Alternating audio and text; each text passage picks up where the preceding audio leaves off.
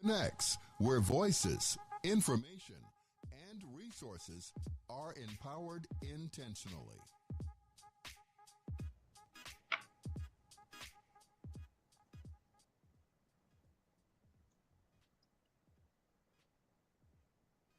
I'm getting used to my new VA glasses. Now I'm in a bifocal. America's Heroes Group live stream Cliff Kelly's Emeritus Living Legend. And I have a seat here every third Wednesday of the month at 5 p.m. We go live talking about real issues in our homeless veterans community. My name is Yvette Jones Swanson, and I'm a female Army veteran. I am also a National Veterans Homeless Housing Advocate and Consultant, along with being a realtor for 26 years, serving in the veterans community for over 21 years. I am also the chairperson of the Veterans Mental Health Council Advocacy Council at Jesse Brown VA Medical Center. It's a volunteer position. Now, you may wonder, how does she get a seat here? Well, I'll tell you real quick. I have orchestrated the housing of over 5,000 homeless veterans in the city of Chicago and the surrounding suburbs, and they're still coming. My sponsorship show is where we get together to get to know former homeless veterans who have gone on to do some amazing things, like our next guest, Kishauna Hampton, Army veteran, homeowner, and successful federal employee. But listen, I'm not going to steal her thunder because she came here with a lot of power, okay? So welcome to the Veterans National, wait a second, I just gave it the name tonight, so bear with me. Welcome to the Vet Mentors National Veterans Housing Program Show. Welcome. Can you hear me? Yeah. Thank you for Excellent. that. Good morning. Well, good evening. Good evening. So don't be nervous. We're just sister girls, sister vet sitting here. So listen, I want you to state your name, branch of service, how long you served, and what did you do in the military, young lady? My name is Kishauna Hampton. Branch of service was Army. I served 8 years, and I drove trucks in the Army, tractor trailers. Wow. I know how tiny you are, and I know how big those tractor trailers were. So how was that in the military? Give us some background of who you are and what why did you choose the army and did you like what you did while you were serving? Were you deployed? Give us everything you want us to know. This is your time right now. Yes, thank you, Yvette. I could touch on some of that. I decided to join the military because my father and my grandfather and some of my uncles all joined the military, and they were prior service Army, and they drove trucks as well. So I went ahead and joined the Army, and I went into the job of tractor trailer driving, to follow behind my dad and grandfather and uncles who served prior to me. Um, so yeah, I joined the military. I went to basic training at Fort Sill, Oklahoma, and I did my AIT training in Fort Leonard Wood, Missouri, is where I learned to drive the trucks. And shortly Mhm. after training, I had an 18-month deployment to Iraq, where I drove trucks and convoys. Um, we drove in Kuwait, Baghdad, various parts of Iraq. As we know, it's a male-dominated profession, so it was Mhm. not a lot of females in my unit. So it was a lot to get used to, with being with a male driver and just getting used to just being around a male, but I quickly got adjusted. Uh-huh. That I found them very helpful with different things that I needed. And I'm sorry, that I needed adjustments for. And it was a good experience overall. I did come back home with some issues. Mm-hmm. Um, the VA helped me adjust to those treatment and things. Put your phone on do not disturb, so that won't happen, and we'll continue. Okay. Yeah. So we're going to get into it to find out, because it sounds like, you had a wonderful career while you were in the military, following in behind your dad and everybody else. So when you got out of the military, what happened? Okay. When you were discharged, what happened? So when I was Because discharged, let me tell you this, because what we want to find out is you were in the military, now you're out of the military. So at some point between in and then out of the military, the um, homelessness started happening. So yes, how did you have that successful career in the military and then you come home? What happened? the dynamics of my family had changed. My parents were no longer married. They had divorced by the time I came home. And one family, well, my mother, she went and stayed further down in southern Illinois. And my father, he was living in a senior building. And so I was torn in between. Uh, Mm-hmm. but neither place was mine. My mom had her thing going on in Southern Illinois, and my dad was living in a senior building. And I had PTSD at that time. Like, I was fine living in the car. I had a little car that I had came across, and it got me Mm-hmm. from point A to point B, and that was my home at night. Because for 18 months, I had lived in a truck pretty much, or So you 10. were used to it. I was used to it, and I saw nothing Mm-hmm. wrong with it at that time. Um, it was shelter. Mm-hmm. Um, and I was still able to get up in the morning and uh, wash up somewhere, sometimes at libraries, stores, gas stations, wherever I could. Um, then I would go to the VA for therapy and things like that. And I had mentioned it for almost 8 months to my social worker that I was actually homeless, because Mm-hmm. I was scared to open up and let her even know what I was facing. But once I did open up and tell her, good things came out of that. Excellent. Excellent. So so how long were you in your car thinking everything was okay? Because I know when I had to sleep in my car, I didn't think everything was okay. But I understand why you thought everything was okay, because you did it for 18 months and that you knew how to get comfortable and you knew where to go. My favorite place was McDonald's, because I could go in and wash it real good and go sit down and have breakfast and go to work. Yes, I like McDonald's as well.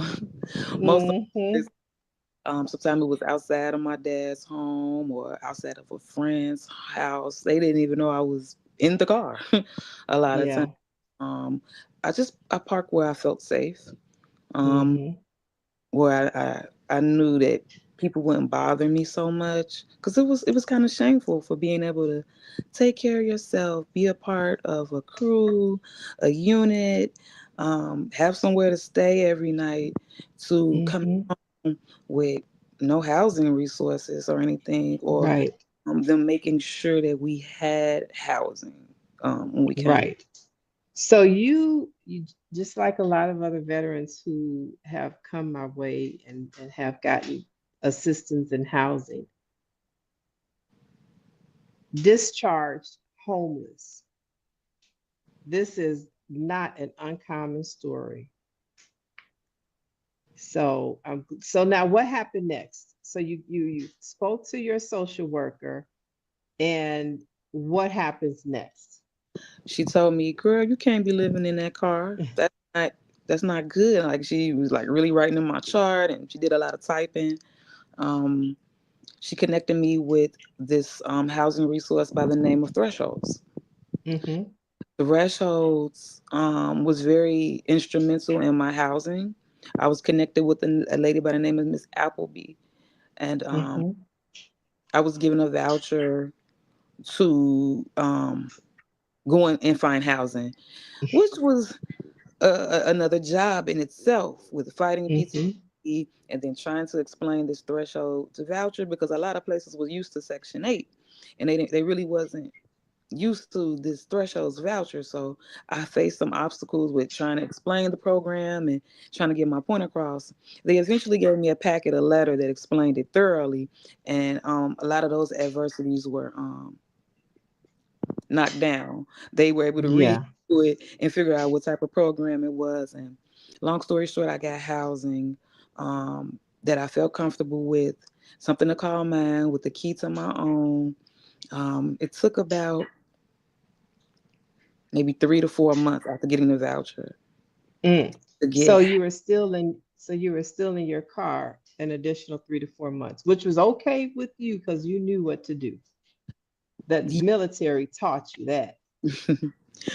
Yes, and I knew housing was forthcoming, so I knew I had Yeah. had to be the one to put the effort in. So it was a lot of driving around and on the buses and Mm-hmm. meeting people, and I had to be comfortable with the apartment that I found, and then get everything signed off on with both Mm-hmm. parties. It was about 3 to 4 months. It could be much sooner now, but that was my experience and shopping around Yeah. trying to find a good place and everything, and it was going to be a good fit. Yeah. So the agency you mentioned, Thresholds, they've been around a while, and a lot of veterans have come through that agency with the funding. The agency is part of what's called SSVF, Supportive Services for Veteran Families, where HUD administers all of this money, and this agency, back in the day, in the heyday, I call it, there were over 40 SSVF funding agencies. Now in Illinois, I believe it's 6 or 7. So these agencies are responsible for using that money for assisting at risk of or homeless veterans to get housing. So I'm glad you spoke up, and your social worker case manager was able to guide in that direction. Thank you for coming forth, because it's not a lot of female veterans that I have housed over the years. So when I found a female veteran, I'm like, what took you so long? They're like, I didn't know. Just like, I didn't know either. So that's good. So now that you got housed, what did you do next? Because I know something good is coming about. Once I got housed, um, it was I went through a lot of therapy, a lot of counseling, which I'm still going through now. Um, Mm-hmm. I eventually got a job, Mm-hmm. and What kind of job? a federal job. Your professional federal job. Yes. That's a blessing. So, what do you do on your professional federal job? I process a lot of paperwork for persons with disabilities. Okay. I do a lot of that. I do a lot of paralegal work, um, Yes. assisting with getting medical records and things like that, helping them get their benefits. And you know how important that is. Yes, yes, How important was it to you? very. It actually helped me get to where I am now. Um, I initially received Social Security. I um Mm-hmm. I used the Ticket to Work program, where they help you stay on a job. They have resources available for you if you think you're drifting off the job or whatever. The ticket to work Mhm. what got me um, the ticket to work in addition to voc rehab. I'm gonna say that Okay, there you go. Uh-huh. it helped propel my More. career with the federal government. Mhm. Yeah, so I took a lot of paralegal classes with voc rehab. Um, that helped. That helped out. It looked really good on my resumes. So yeah, Mhm. those two things. But yeah, they helped me get in the door. Um, USA So job. let's talk about voc rehab for a moment because that is one of the benefits that a lot of veterans can use to do exactly what Kishauna just talked about. To get on the job training, and while you're on the job, you're being paid too, right? Yes, And being trained to be a paralegal while you're being paid, that's one of our benefits as a veteran. So continue. I heard you about to say another benefit. yes. Though I can't think of the other one. Well, I was gonna say the GI Bill, but yeah, got school in The work, the work, the internet. What's it called? USA Jobs. USA Jobs. Yes, that's the link for the federal employment. Hmm.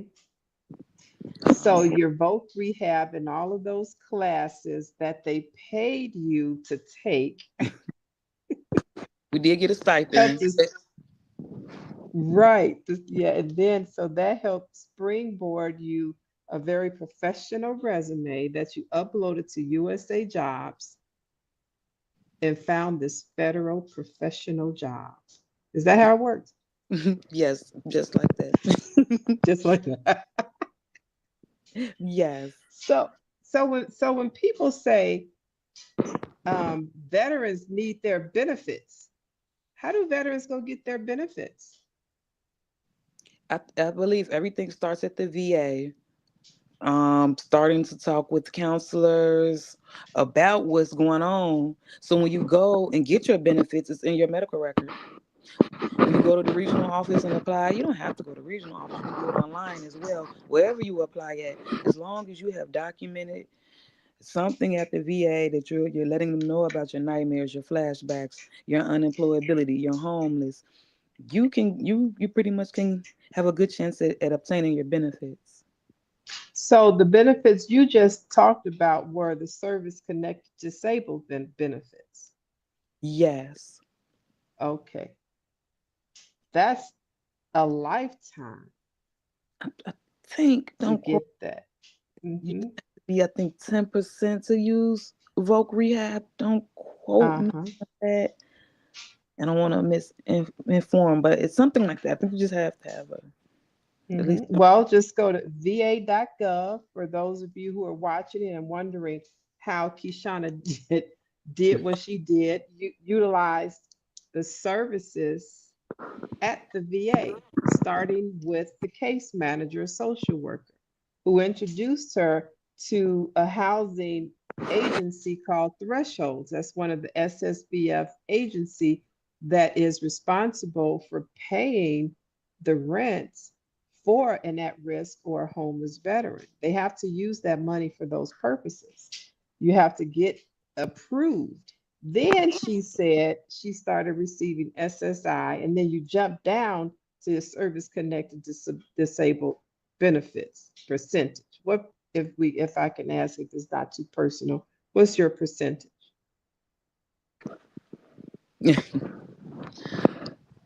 Currently, I am 100%. 100%. So that's very important because at 100% service connected disabled veteran here in Illinois, the property taxes are exempt.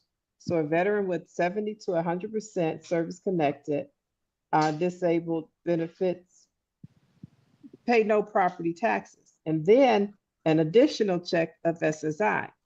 All started with going to talk to a social worker and finding out what other benefits you have as a veteran. And then you got that good old federal job.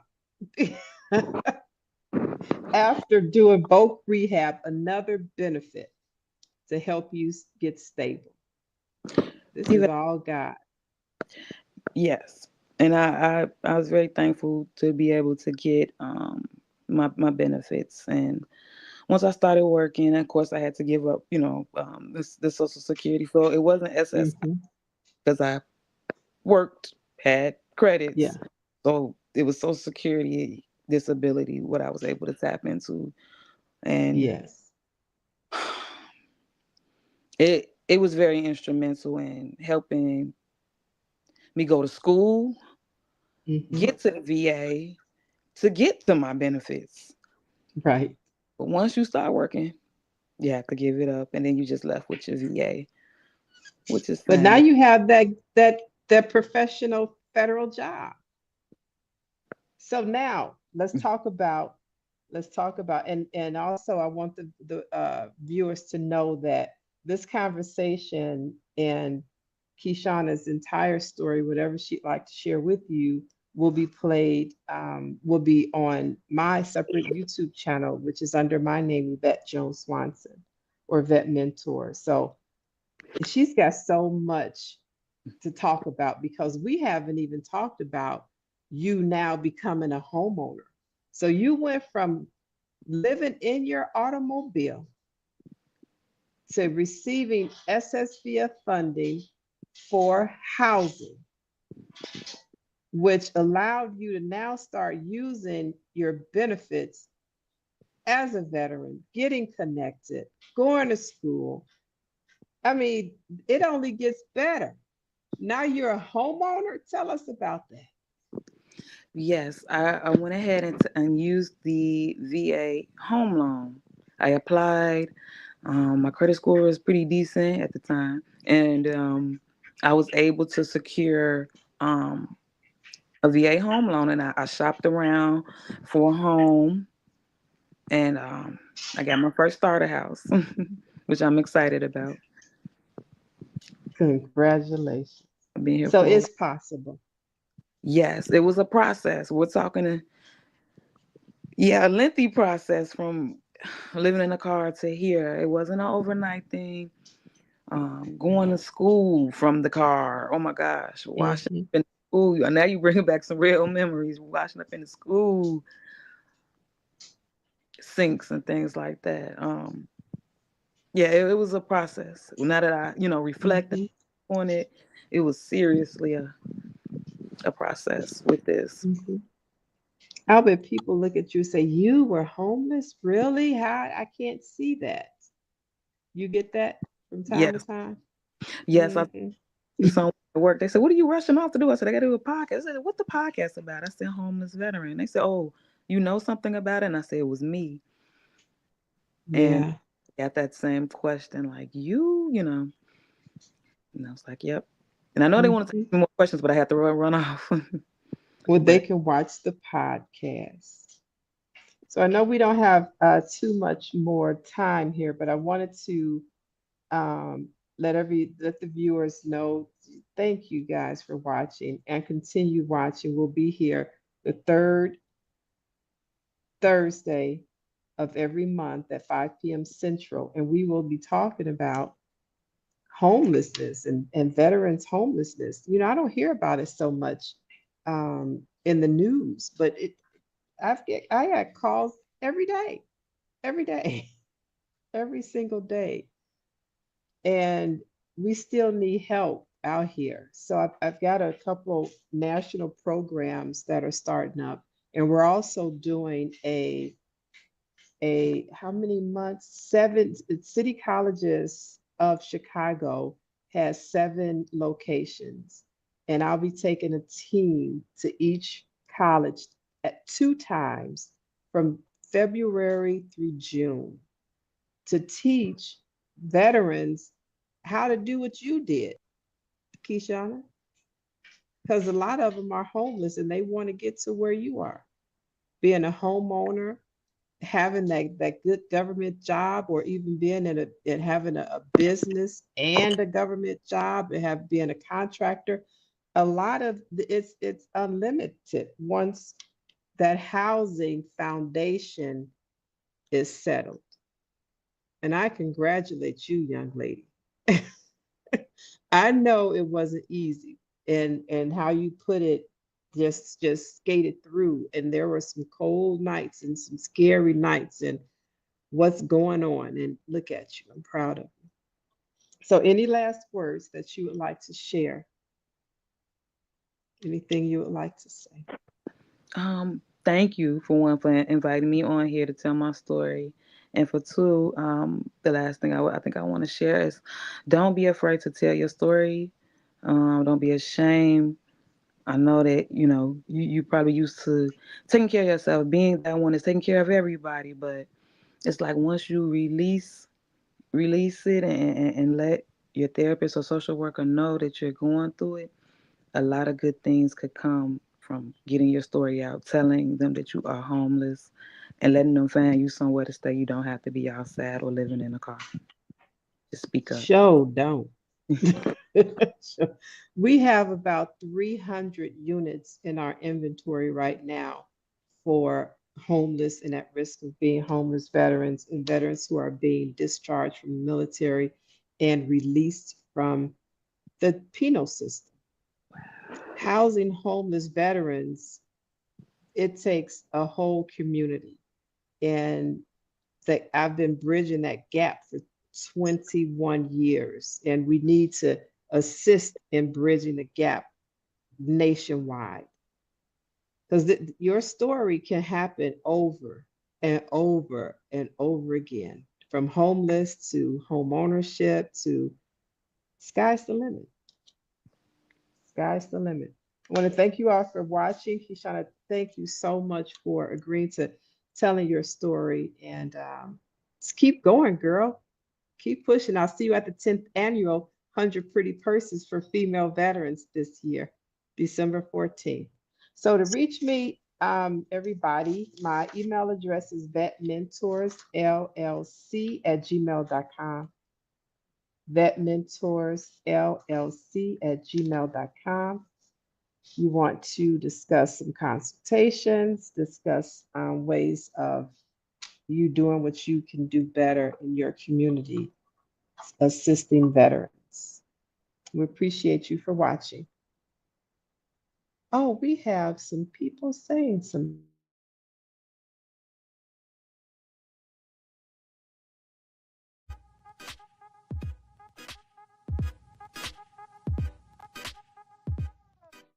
Welcome to AHG Connects, where voices, information, and resources are empowered intentionally.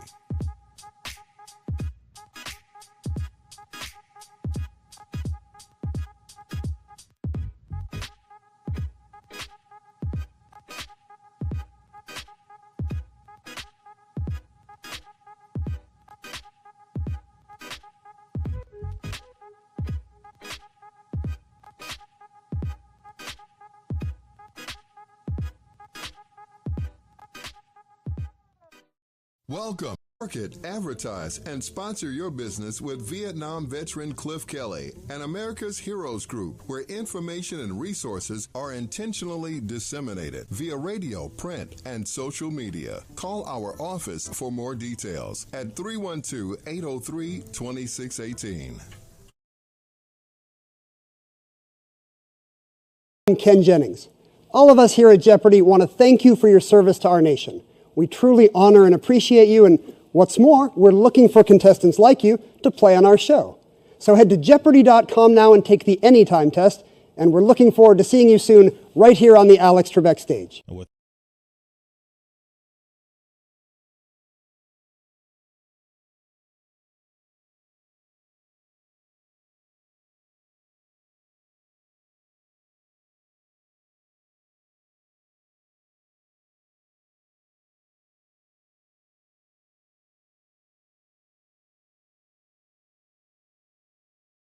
X, where voices, information, and resources are empowered intentionally.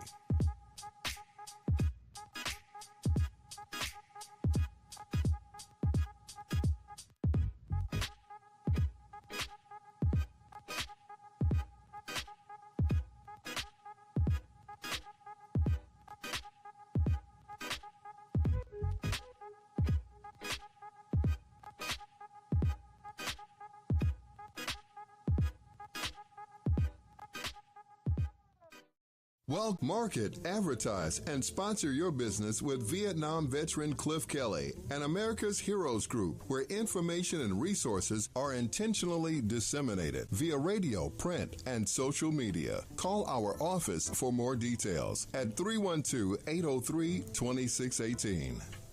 Market, advertise, and sponsor your business with Vietnam. Welcome to AHG Connects, where voices, information, and resources are empowered intentionally. Hi, everybody. I am Stephanie Kalota. I was and had a veteran legislative voice, and I have recently relaunched it to the Political Veteran. It's now re-identified as a blog, and so that everybody can understand and find all the information that you need for military and veteran issues in public policy. Trying to make it a little bit more inclusive, not just legislative things, and having a really good identity as a blog and a source of information for everybody is what I'm hoping that it could launch into and everybody can enjoy. So you can also find me at the Political Veteran now. I just renamed it on the social media. So those that were followers, you're still followers, so you're good. And then you can look it up, The Political Veteran, on Facebook and Instagram, X, Threads, and I believe now Blue Sky as well, although I'm still building that one up. My website is also live. There's a few things that are still in construction, but my website's live, and it's thepoliticalveteran.com. Very quick and simple, so that way you guys can find all the information you need.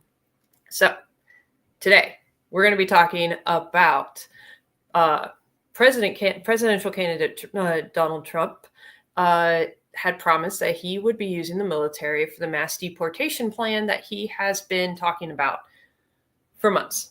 So he wants to deport those that he identify as illegal immigrants, and also deport them outside of the country. And originally, he had said that he would use the local law enforcement, because right now there isn't enough ICE agents or any other agents federally to use this. Local law enforcement have said that they don't have enough people to do that as well, because they're already stretched thin. So that led presidential candidate Trump to say that he will use the military instead. So let's talk about that. Well, this could be in breach of a law from 1878 called the Posse Comitatus Act. Apologize if I say it wrong. You can correct me. It's fine. I don't mind. Just let me know what the correct pronunciation is, because I already have a speech impediment, so I'll probably be using that. So this law limits the powers of the federal government in the use of federal military personnel to enforce domestic policies within the United States. Congress passed this act as an amendment to the Army Appropriation Bill at the end of the Reconstruction period. And then it was updated multiple times, 1956, 1981, and 2021. So originally, this law only applied to the military. And then further updates included the rest of the services except for the Guard and Coast Guard, National Guard, and the Coast Guard. That's because of Representative Adam Schiff, who President Trump does dislike very much and calls his name out a lot. He introduced the amendment, and it was included in a 2022 National Defense Authorization Act, NDAA. I do talk about those a lot. That's usually a very mass funding bill. And if that bill doesn't pass and there's no continuing resolution, the government shut down. So NDAA is a big thing that I do tend to talk about a lot, but there is often a whole lot of amendments that's included in that giant bill. It's usually one of the largest bills that are passed. And I will say not many other bills are that long, usually a few pages, some just a page. A lot of them are just a page long. So don't be discouraged when I tell you that this one is very large. It's an outlier. It's one of those things that they have to do every year. And it's okay. We can help you break it down so you can understand these very long bills. So this law is also applicable to anyone within the United States, not just citizens. So you can't use the military as civil law enforcement within the United States.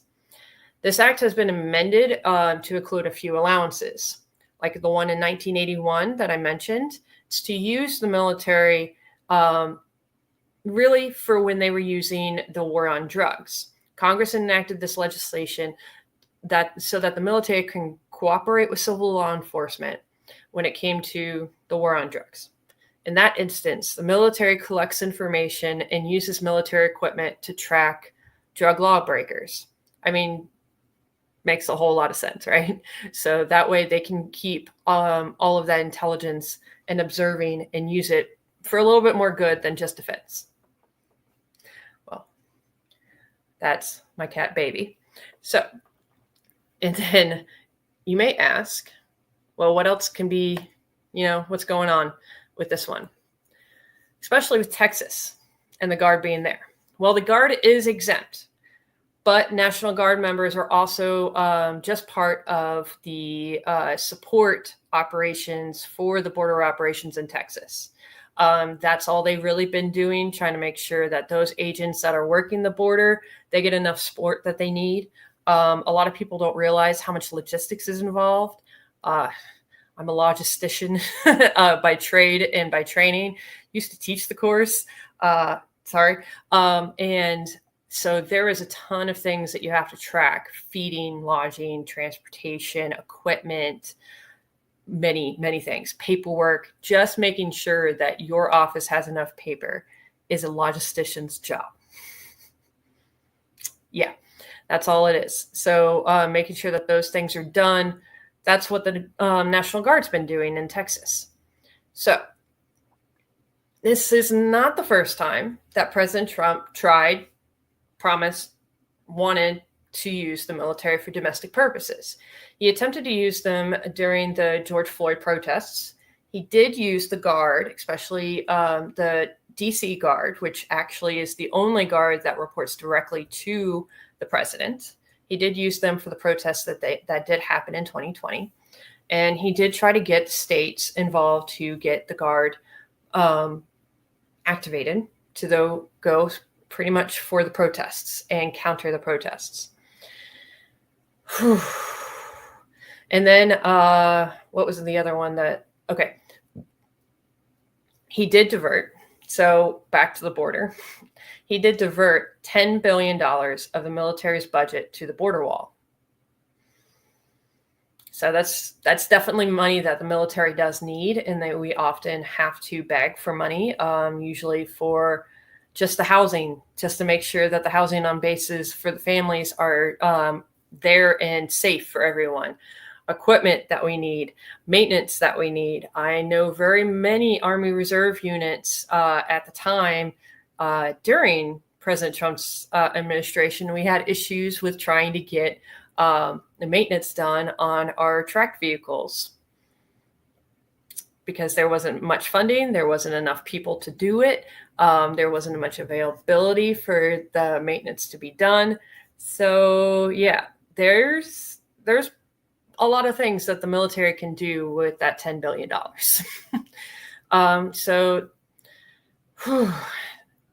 The American Immigration Council estimates that this could cost up to $88 billion a year, which is actually 10 times more than the ICE's budget and almost $1 trillion over a 10-year time frame. This budget will include more ICE agents. Trump stated that he wanted to hire 10,000 more new agents. ICE currently has 20,000 personnel, so that's half added. So that would be a lot of infrastructure to build for their locations, for the management. That would be an interesting event to try to manage. And to follow through with this plan, there will have to be mass amount of logistics, like I said, for about the border.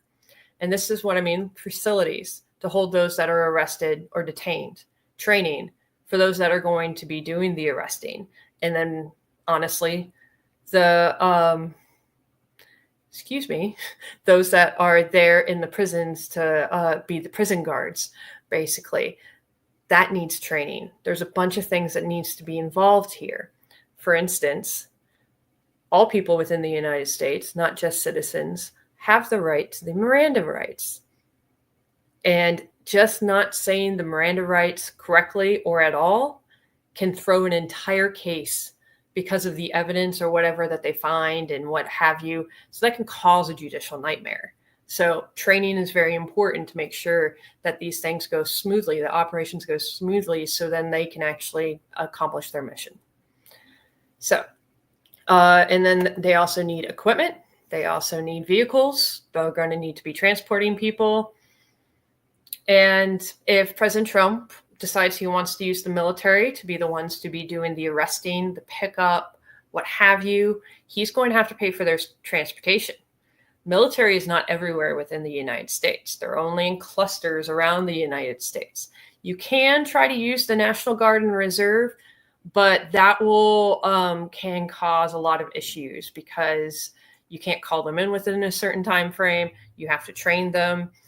There are not enough military police people in the United States military to support this deportation plan. Including those, because there are actually guards, MOSs in the military. I've known a few units that did that and served in Gitmo. So there's not enough of them. So they're going to have to cross-train. And that happens a lot in the military, I will say that. And the problem with that is that they're not as intensely trained. They don't have the motivation or morale towards it because they are being forced to do things that they didn't select to do or want to do. I know many people may say tough, but it does impact the quality of work that you receive, that you get out of these people. So it can cause a lot of different issues. We had, at one of the bases I was at in Kuwait, we actually had the guards that were pretty much making sure that the security of these bases were safe. They were actually mechanics and truck drivers. And they were cross-trained to do the security and of the bases instead. And there was a lot of issues with those people. That unit had a lot of problems. Morale was one of the base issues. And then it just kind of blew up from there.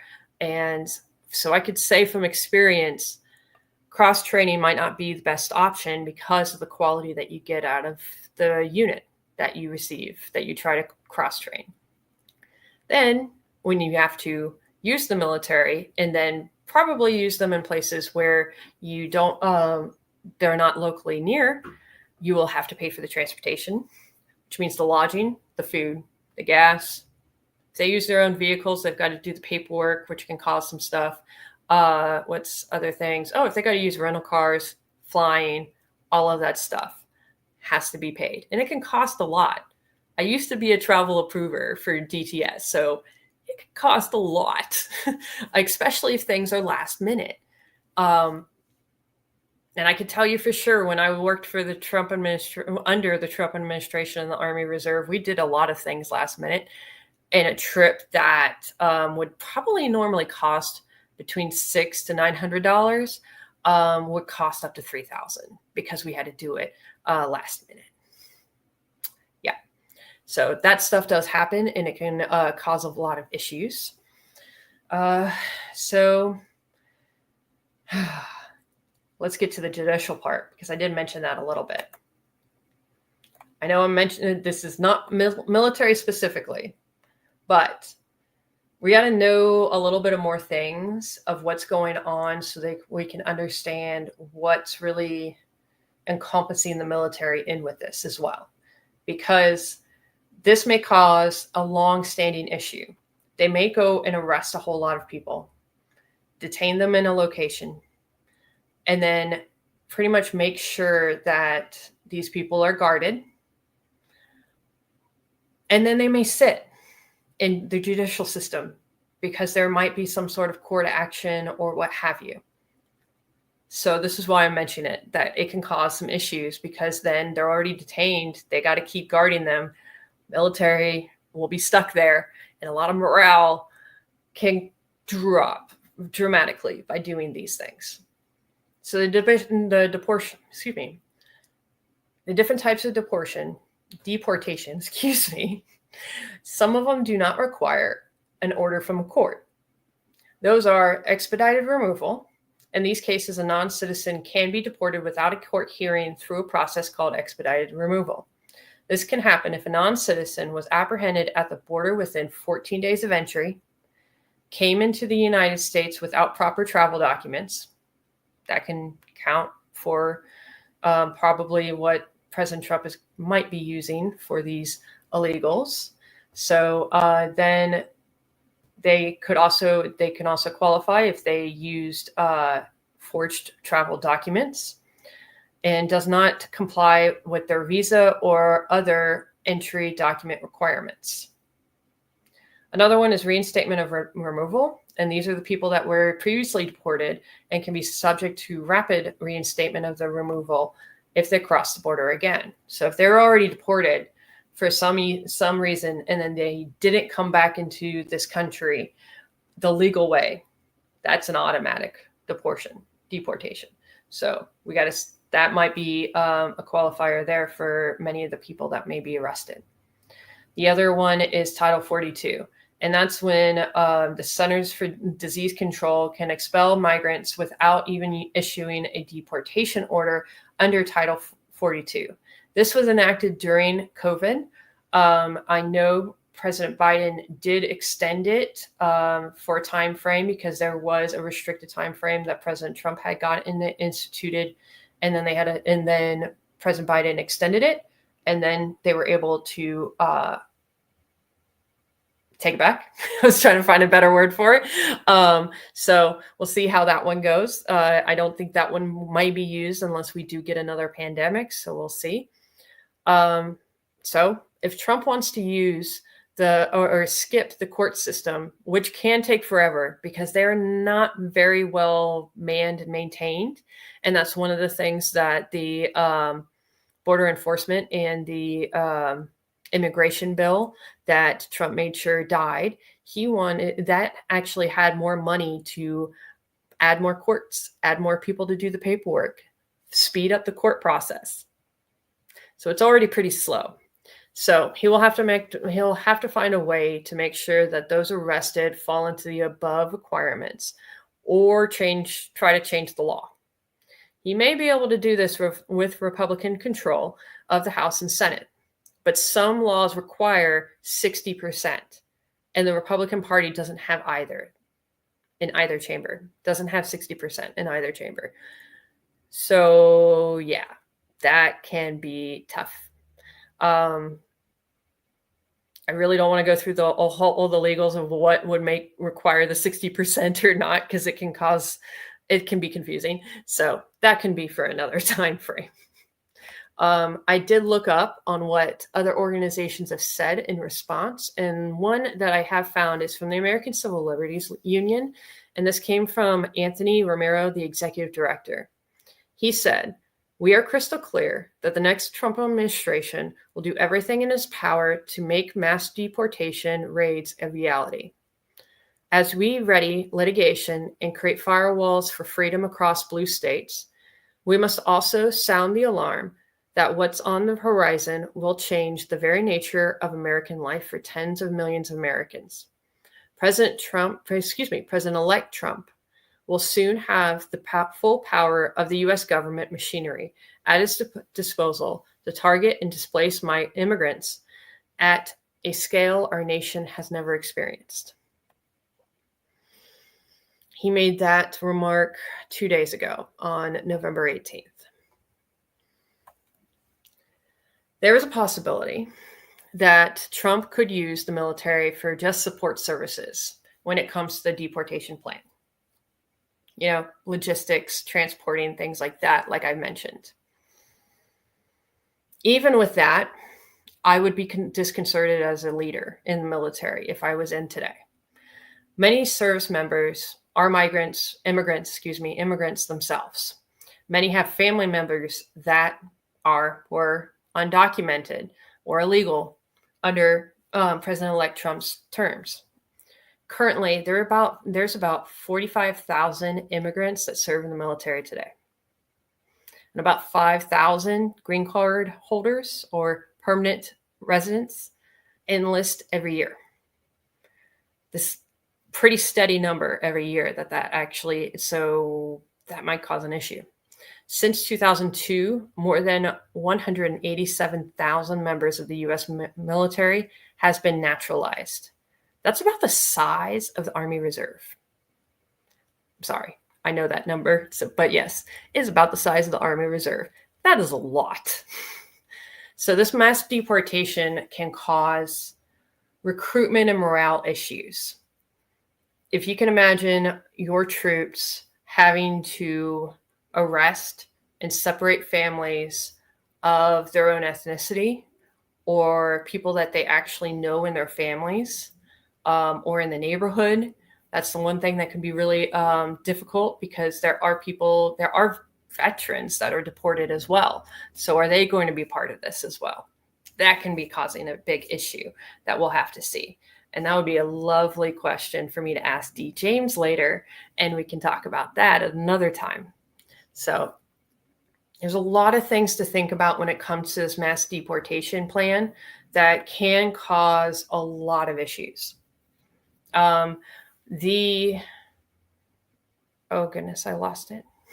The Immigration Council, they have actually said, they actually had a report and stating that it can cause actual other issues for the United States economy when these people are deported, because they do support a lot of work that, I mean, they're undocumented, they are paid under the table, but it's a lot of work that a lot of Americans don't actually do. Farming, meat processing. There's a lot of things that they don't do that do end up reflecting and really just going down the system and affecting everyone. So when we have a loss of labor like that, we can actually cause an issue of inflation, an increase. When there's less product but higher demand, the price is going to go up. When there's lower demand and a lot of product, the price goes down. It's just how economy works, supply and demand. So we'll see how that one goes. It can cost the military more money because, you know what? They're buying the gas, they're buying the fuel, they're buying the food. A lot of things out there that can cost the military more money. And if we have to continue with continuing resolutions, which is mostly just an agreement from the previous time period that they have, it's not going to include the inflation that may have started in the next in the next time period that happened over the last time that it was approved. New projects will not be approved and delayed, which can cause more issues, because that can also, those estimates would be invalid. So they would have to do the estimates again and then start the process again. And then it would just be a lot of mess. So it's a lot for us to try to absorb and understand and see how this is going to affect everybody, including the military. One of the other things that I think about is also our veterans, because if the Guard and Reserve are activated, given the Guard's activated and the states activate them, those Guard members don't receive any VA disability for the time frame that they were activated if they were injured. If they were federalized and pretty much if they get injured, it will be covered on VA disability. And it can affect their careers if they get injured and they can't serve anymore while they're injured. Accidents happen, injuries happen, and in every case, I mean, there was a soldier that actually passed away from his injuries when he was at the floating pier off the coast of Gaza. Injuries do happen. I've served in some pretty hazardous workplaces that still are in green zones. So people can have injuries, people can get sick. There are toxic exposures that can happen. Fuel, PFAS, lots of other things that can happen that can cause issues with our service members that will then reflect to the VA disability. Because that's one thing that a lot of people don't realize when we talk about war or we talk about military operations, we fail to talk about the costs of war after the war is over. And that would have to be taking care of the veteran after the war and after their service. And that's when a lot of people forget what we also have to do for our veterans to ensure that they get what they deserve, which is all of our support. So please keep that mindful. Talk with everybody. See how you guys are going with how you're feeling about this. If you guys do have any issues with this, I do recommend you guys contact different organizations that may help. Repatriate Our Patriots with D. James is a great location to start. ACLU, other locations, they can help if you have any concerns about this. And for morale, report what's going on. Always report. Don't worry about those about getting in trouble. I know whistleblowing is a very complicated issue, but it can save a life if you report what's going on, because that low morale can cause a lot of issues. PTSD can be developed by low morale, toxic work environments. And I mean mentally and emotionally, not just physically. So you guys keep that in mind. I hope you guys have a great rest of your week, and I will see you next time. And check out the politicalveteran.com. I'm on Facebook, Instagram, X, and Blue Sky, and working on getting my blogs out and more posts out. And I can't wait for you guys to see how everything goes. And you guys have a great week. Thank you.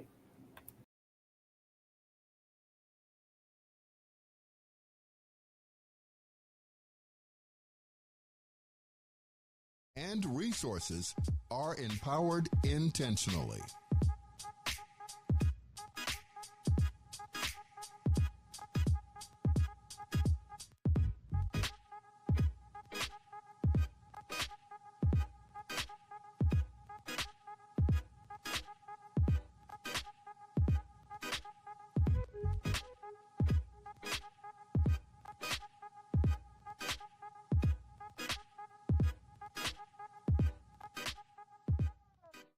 Welcome to AHG Connects, where voices, information, and resources are empowered intentionally.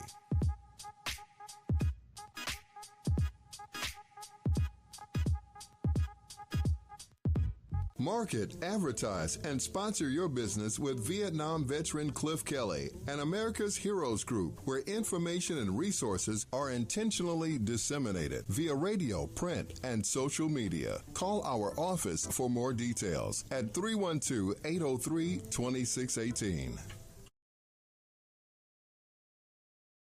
I'm Ken Jennings. All of us here at Jeopardy want to thank you for your service to our nation. We truly honor and appreciate you, and what's more, we're looking for contestants like you to play on our show. So head to Jeopardy.com now and take the Anytime test, and we're looking forward to seeing you soon right here on the Alex Trebek stage.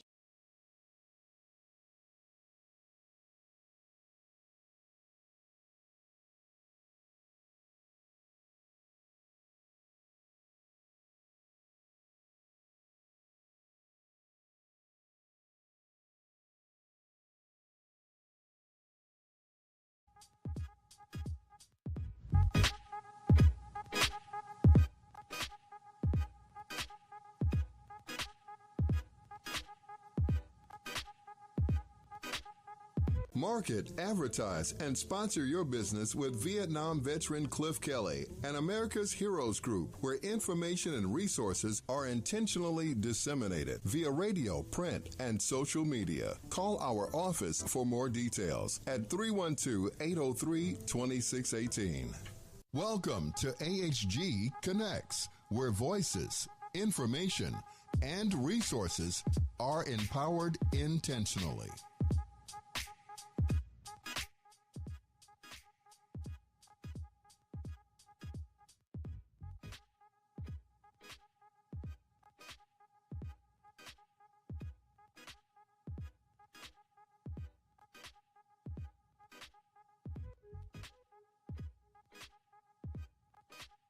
As you've seen her before in our show many times, and that's Keisha L. Jackson, U.S. Air Force veteran and family caregiver. I'm, of course, is Sean Claiborne. I'm an Army National Guard veteran and America's Heroes Group host today on this segment. And we're going to talk about certain things that are about aging in the caregiver community. So, Keisha, how are you doing today? I am doing very well. How are you, Sean? Doing pretty good. So you say the topic you wrote today was solo aging, but what about me? What does that mean exactly? Yeah, this is a topic that is becoming more and more popular. It is, in a nutshell, it is as seniors or as we age. What about if there's no one to provide the care for you and you're doing everything on your own? There's some that say it's 55 and up. Some categorize it as 65 and up. But I don't want to put an age on it because you could be 80, you could be 45. And if you're aging alone, the information will be good for everyone. So when you're aging alone, that seems to me to bring up a lot of concerns about how do you make it through the daily life's activities. For example, if you have pain, or if you're struggling with pain, if you're having problems with cognitive issues, things like that, being able to even just get yourself to the grocery store and get home. What types of challenges do people as they age need to consider, and how do we kind of head off these challenges? Well, you hit the nail right on the head. That's some of the things why the term solo aging or aging alone has actually come up. It was coined in probably around 2016 by a lady that had been caring for her mom and her dad. And after she got finished caring for them, she thought about herself and said, hey, what about me? I remember specifically when I was caring for my mom, I did my own version of solo aging, but I was doing it for more of a selfish reason because I knew that my mom was nearing the end of her life. And so my effort to keep her to try to hold on to her, I said, hey, what about me? Who's going to be there to help me? And my mother's response was, you help a lot of people. There'll be somebody there to help you. But in particular, like you were mentioning about transportation, it is helping people as we are aging, whether you're single, whether you're married, whether you're widowed, whether you're divorced, whether you have children that are not actively supporting you, or maybe you have someone that you're caring for with a disability that can help you, is to help you to think about different things. Like you mentioned, the transportation, or what if you have to go have a colonoscopy? Right? You can't just go, you have to have somebody to drive you. Or what if you have to go to get your eyes dilated? To begin to think about those different things now, if you are considered a solo ager, and try to put some things in place to be able to help you out. And also think about this topic too a lot. When people are financially stable, they a lot of times they become, snowbirds. They move to another part of the country where it's warmer. They have better access to healthcare. Taxes are cheaper, things like that. But if you're not financially prepared, those things can be really eye-opening challenges for you, because then you have to start thinking about how do you finance, someone coming into your home to help take care of you. Or what if your house is not set up correctly for someone who maybe develops, osteoporosis, or has some type of issue going up and downstairs, things along those lines. So when we think about it from that perspective, what are things that people need to start thinking about? What would you recommend people do to, like, say, a 10-year out, 20 years out, thinking about what do I do when I hit 70? Mm-hmm. So people in their 50s now thinking about when they're 70 years old. People when they're 60 thinking about when they're 80 years old, or people when they're 70 thinking about what they're going to do in the next 10 years. Well, we look at it just from the housing portion of it, like you mentioned, there is the side. There are people that can afford to maybe move into a retirement community to be able to have some of the benefits of being able to do that and help them to become surrounded by a network as a solo ager. But then there are the community where you may not be able to afford to relocate. So some of the things would be, if you're in an apartment, are you in an apartment that's a community? You know, a lot of times we're very much introverts. We don't have communities like we used to. We don't have neighbors like we used to. We don't know our neighbors. But it may be a good time to start finding out who your neighbors are, or maybe seeing if there is a HOA in your area, homeowners association, to be able to find out if there are programs there. If there's a library in your area, sometimes fire departments offer information. Maybe they can come in. I don't know if they do it as much as they used to check your smoke detector or change your light bulbs. You know, is there somebody in that community that, if you are in a townhouse, that maybe can cut your grass or shovel your snow for you? These are the things, like you mentioned, that you want to start thinking about now to be able to put some things in place to help you out later on. So another touchy topic is long-term care insurance, because it's very expensive typically. However, that I think one thing people need to realize is that there's a lot of alternative things that have come online in the last decade or so to help people with long-term care, not just what we're talking about veterans benefits, because the VA has a lot of things that people don't know about to help people with long-term care, whether it's just something as simple as respite care, or something as simple as maybe there's even VA homes, VA nursing homes, or things like that. But if you're not a military person, if you're not getting VA benefits, thinking about ways to finance it through insurance. Yeah, long-term care insurance is getting more expensive. I think the thought was that it wouldn't be as many people maybe needing it, or different things like that, or the cost of once you move into something in terms of long-term care wouldn't be as expensive. And so either you are in that area where you're financially able to put those things aside, but there's a lot of people that don't have that long-term care insurance, or they're able to be able to get long-term care insurance, or those different things. So yeah, like you mentioned, the VA, and there's other things. But again, those that are in their homes or in their apartments, when you're doing that solo aging, another thing that you could do is learn technology, right? And if you're not apt to learn technology, because maybe it's because of your age, within your community, again, maybe if you're going to the supermarket, or learn who's in your community that can help you. Maybe there is a high school program where there's volunteers that can do particular things, or they can teach you technology. Or I know I'm a volunteer with AARP, and I know they have online things that they help people to learn about technology and different things like that. If there may be a local urgent care around you, maybe you can go there and find out if they have any programs with a local college where students can get some type of credit, or different things like that.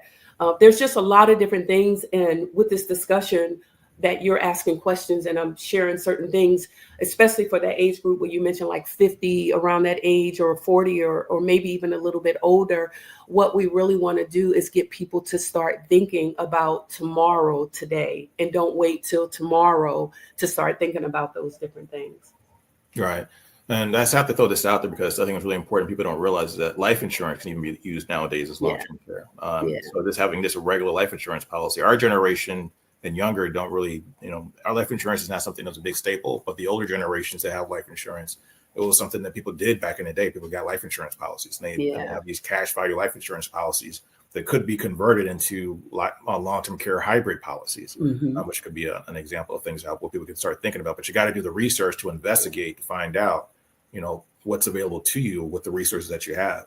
Another thing I think is important when we start thinking about aging is, I want to paint the picture as what we talk about solo aging, because there's certain people I believe that are solo aging because they just don't have those relationships, even though those people in their lives may exist. They might have kids, they might have friends that they don't talk to that's in a long time, or they might have church members that they're not that close to, at least not in a way where they have that intimate relationship where they can call somebody up and say, hey, or they may not just want that type of relationship. They might be just more independent. But then there's people that truly have nobody. They don't have kids. Their spouse has already passed on, or they never had a spouse. So they're truly just by themselves. Who is the typical solo ager when you talk about using the word or the term solo aging? It's mostly, you would think of people probably within the 65, 75, 85, and that's more of that. I know that's a wide span, but it's more because now they are forced to be in a particular situation. Maybe now they're getting Social Security, or they may be on pension. So some of the things that they may have been able to afford before, they can't afford those. Maybe they have children that are not actively involved in their life, or they don't have children at all. Those are the things that those are the age groups. Or maybe their spouse now has formed a form of dementia or cancer, and they can't take care of that spouse can't offer support that maybe they were able to do before. And then it's the other side of it. I was talking to someone whose spouse passed, and the spouse did everything. The person didn't even know how to, and he said it was a gentleman. He said his wife did everything. They were married for like 50 years, and he did not even know how to wash his clothes. Wow. He was so overtaken. Now, this is a man that had worked all his life, and was receiving pension and everything, but he was so lost because that person did everything and managed everything, that he said one time he had his gun. He said he was getting ready to take his life. He said the only thing that stopped him was thinking about his spouse and saying that she would not have wanted that. Wow. Was he a veteran? No. Wow. Yeah. And then I was in the store the other day, and there was a lady in there, and I would believe she was probably between 75 and 80 years old. And I was taking something back, and it was either her register or someone else's. And she was like, "Oh no, you could come here." And then the other guy was just at his other register. So I said, "Well, I'm going to go to him because I don't want her lifting this." Because I didn't know if she's solo, married or whatever, but just out of general respect for an older person. And so after we finished, I asked her, I said, "Can I ask you something personal? And if you don't want to answer, I totally understand that." And I said, "Are you working because you want to work, or are you working because you have to work?" And fortunately for her, she said she was working because she wants to work. She said she had worked for 50 years of her life. And she said she needs to do this to stay active, to keep herself active, because she know if she stayed home, she would be more sedentary and she would not be getting the exercise that she needs. And then this particular store was a department store, which totally scared me. Because again, I believe she's I would say about 75 and up. And the only reason why I can say that is because she said she had already worked for 50 years of her life. She said she gets up, she gets on the ladder, goes up to the top, comes back down. And so I'm thinking, it doesn't even matter if you are able to do that. What if something happens and you were to fall? Because I'm always thinking about those things. I had relatives, one of my aunts, even in her 90s, her going up and down her stairs, it used to make me so nervous. And then another relative that had a stroke and refused to stay with her children because she still wants to stay by herself. So that's another part of that solo aging. You have help sometimes, you have assistance, but you don't necessarily want to take the assistance. Yeah, I think that's a big theme that you touched on. Something I think is really important. My mother's that same way. She rather, though I've lived with her when she was going through her bout when she had her stroke. And now my brother lives with her permanently for the most part, or semi-permanently. But she rather live by herself. I mean, she's up and walking again, talking again, things like that. It's been several years since she had her stroke. She's not fully recovered. That definitely has affected her for the remainder of her life. But she's at least is able to take care of herself. But my brother is there to kind of watch her. But the reality is she'd rather be by herself. Mm-hmm. Another thing I think is important and concerns me about is the topic that I think we have to consider is that we don't really recognize when our mental capacity start to diminish. Exactly. You can't see that coming. It just starts to happen gradually. And if you could see it on yourself, people would get help for the most part, right? But you don't know when you're losing it. You don't know when you're starting to get dementia. It starts to happen one day. Yeah. And that opens you up also too to being vulnerable to people that who take advantage of you. predatory people that might come into your life to, act like they're a caregiver that are not really thinking about you, but maybe want what you have. Maybe they want to get free housing, or maybe they want your money or whatever they're trying to do to take advantage of you. Yeah, that's so true. There are a lot of people out there that will definitely take advantage of you. And like you mentioned, we don't know that when our mental capacity will shift a little bit. But I think there is a study, and they said that whether you're in an assisted living, nursing home, or even if you're at home by yourself, that the percentage of those that either develop dementia, a form of dementia, is higher, or to maybe to even die earlier is because you're aging alone and you become more of a recluse. So those are the things that we're really trying to help people to understand. Community is really good, whether it's your church, whether you can get on social media, help somebody have someone to help you to maybe be a part of a social media group. But one of the things that I was thinking, and it kind of ties back into something that you mentioned earlier about people that may not be able to afford to move into a type of planned community, is it's not the best thing. But like you mentioned, your brother, if you have an apartment, maybe if it's a 2-bedroom apartment, you might have to think about getting a roommate. And I know a lot of people do not want to hear that. But if you have someone in that place with you, it's not only helping you in terms of maybe if you need someone to take you to an appointment or something like that, but if something happens, is someone in there. But it could also be another form of income for you as you age, and maybe you only have maybe Social Security or something like that. So those are different things to think about. And even today, I was thinking about some people. What if maybe if you did foster care? That's a win-win, if I could say it like that, because it could help you. And now you're helping maybe a younger generation that may know technology. There is financial assistance that's provided for foster care. And every situation is not perfect, but just different things. What I want to do is help people to expand their thought, because if you don't have money to maybe move to another community, what are some of the things that you may be able to do to be able to help you if you're solo aging? You just reminded me of Punky Brewster, the original TV show where there was a retired guy. I don't know if he was retired, but he was a senior, and he adopts Punky Brewster, takes her into his house with I think she had a dog or something like that. Oh yeah, he did more caring for him, but but when you think about it, that's like that happens. I mean, it does happen a lot where you have, and I've even seen it where I actually knew a lady who lives I'm not sure she's still living, but was not living too far away. Her husband was a Holocaust survivor, and he was in his probably 70s or 80s. She was caring for him, but she had such a big house. She started just renting out rooms for little or nothing. She would have students coming from the college, and some of them, because of the type of work they were doing, type of studies they were doing, she would let them stay almost rent free or pay little or nothing for a room. But they helped her with the house because she was taking care of her husband, and then they were kind of just helping with the cooking and cleaning and doing certain things along those lines. So she had this extended family, and she was a social person, so it really worked out well because she liked their company. And that's the thing. We have to get out of ourself, because first of all, it's even hard for us. I hear this so often when people get that AARP when they turn 50 and they're like, wow, I can't believe I'm 50 now, or I have to accept the fact that I'm getting older.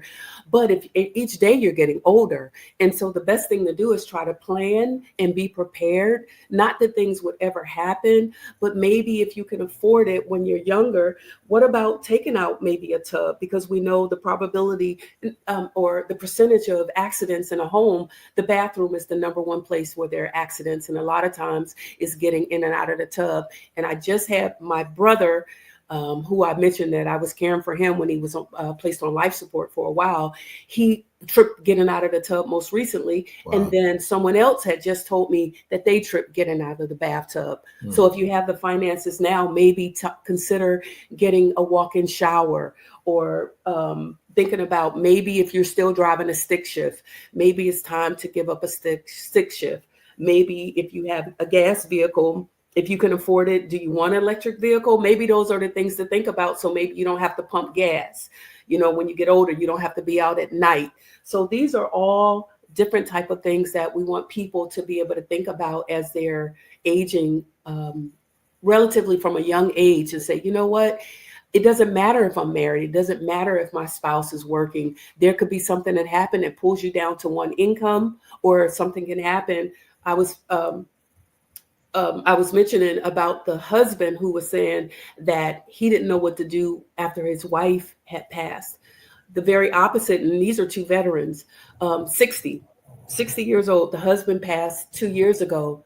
And after he passed, the wife said, now they had a child, an adult child, but the wife said, he did everything. I am so lost now. I don't know what to do. Now, mind you, these were two retired people, but because the husband took care of everything, and then this spouse had to wind up learning how to do things for herself.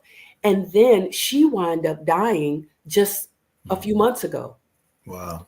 So we just don't know what the situation is going to be, but we do know that as much as we can plan for the situation, we definitely want to be able to do that.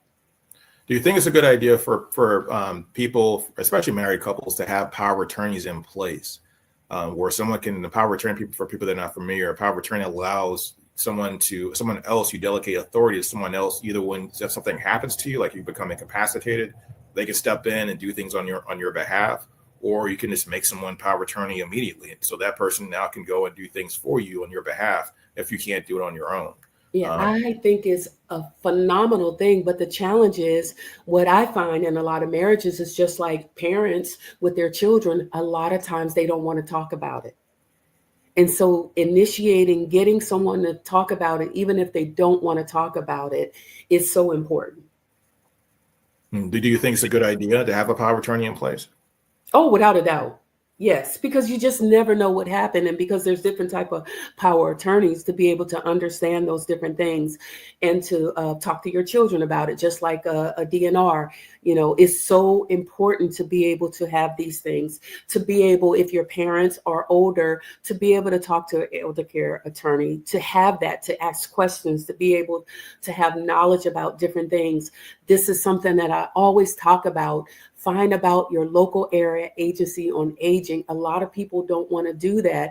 You may not like the Meals on Wheels that they provide, but there's local transportation, right? At least if you're finding out about it, you have more knowledge than finding out that you need to sign up. And then when you sign up, there's a waiting list, and then it takes you 5 or 6 to 7 years to be able to get to the top of that list.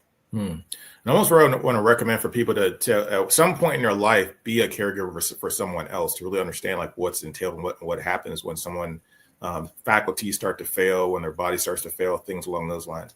Because unless you've really been a caregiver, I think for a lot of people it's hard to conceptualize what it really means to take care of your business before you find yourself in that situation. Yeah, a lot of times it seems like younger people are, and we probably all been there, done that in some aspects of it, are invincible. You don't think about anything. And even with your family, with your parents, you think that they're going to live forever. So we don't do the things that we need to do to put things in place. So hopefully we will consider these things, take them to heart. If we're solo aging, or if we know somebody solo aging, and be able to share some things with them to be able to help them to age well. Keisha, you always got some great advice for us, on some great information. I appreciate your time again. I was surprised to hear, though, that you participated in another nonprofit. You were volunteering at AARP, you said? Yeah, I volunteer with AARP and some other things. And I do that because it helps me stay connected to the community and to be able to help others that are in need. And that's really what goes back to why my mom said, you may be solo aging in some aspects of it, but there's somebody out there that will be able to help you. Thanks again for your time. Thank you, Sean. This is America's Heroes Group. We'll be right back. Stay tuned. And also don't forget to like and subscribe, and see us on our website, americashg.org. You can find us on Facebook, YouTube, and anywhere you get your podcasts.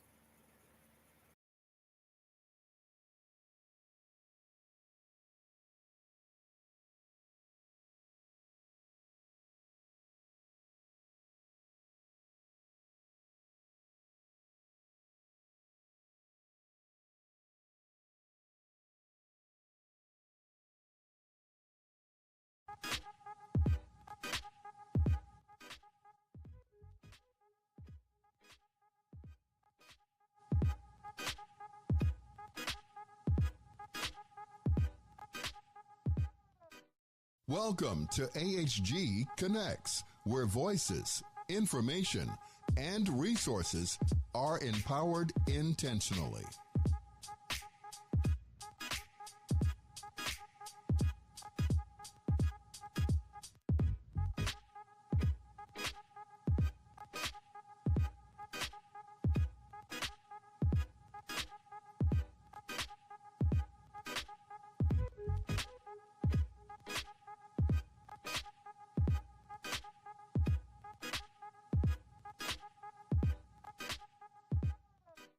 Welcome to AHG Connects, where voices, information, and resources are empowered intentionally.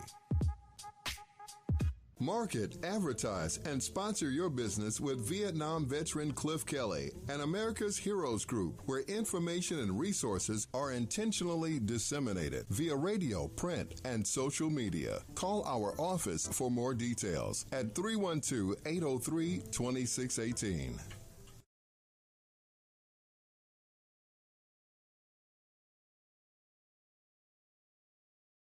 I'm Ken Jennings. All of us here at Jeopardy want to thank you for your service to our nation. We truly honor and appreciate you, and what's more, we're looking for contestants like you to play on our show. So head to Jeopardy.com now and take the Anytime test, and we're looking forward to seeing you soon right here on the Alex Trebek stage.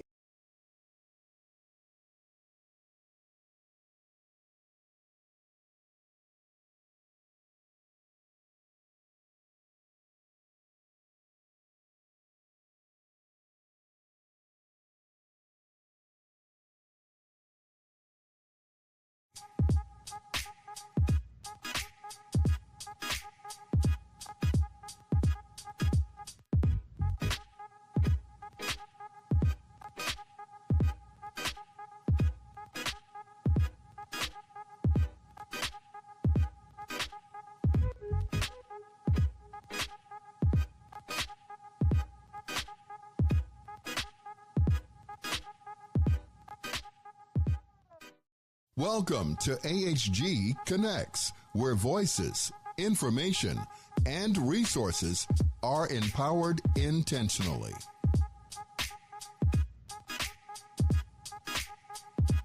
Market, advertise, and sponsor your business with Vietnam veteran Cliff Kelly and America's Heroes Group, where information and resources are intentionally disseminated via radio, print, and social media. Call our office for more details at 312-803-2618.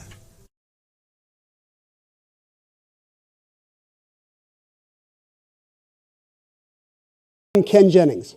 All of us here at Jeopardy want to thank you for your service to our nation. We truly honor and appreciate you, and what's more, we're looking for contestants like you to play on our show. So head to Jeopardy.com now and take the Anytime test, and we're looking forward to seeing you soon right here on the Alex Trebek stage.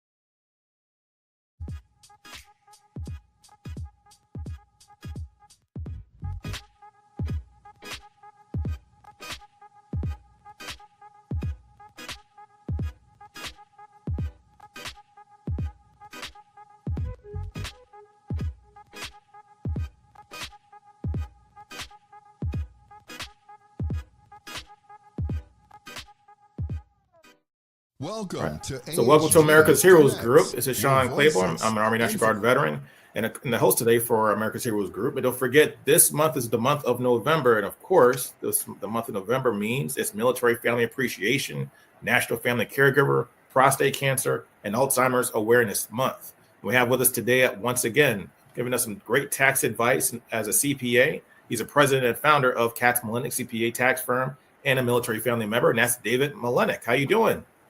Hi, Sean. Doing great. Thanks for having me on today. And I want to thank all of our veterans. I know we just had Veterans Day. I want to thank all of our veterans for serving, giving the country the gift of their service. This time of year, a lot of people are thinking about gifts, and that's very much on their mind, especially with the holidays coming up. I've seen a lot about gift taxes out there and how to avoid it. A lot of people are telling people to not take the advice of trusted professionals. Just say, oh, here's the limit.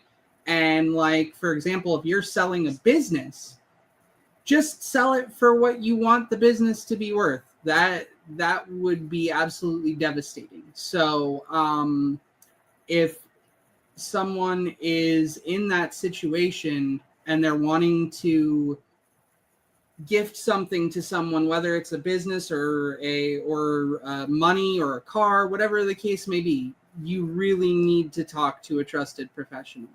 Mm-hmm. And honestly, as we're talking about gifts, one of the biggest gifts you can give yourself and your family is financial security. So this is actually one of the best times of the year to do that.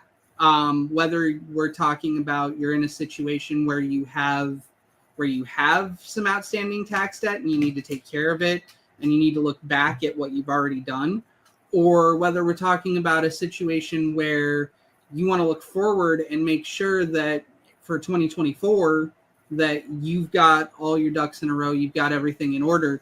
This is really the time. Either way, we can help you look back, we can help you look forward.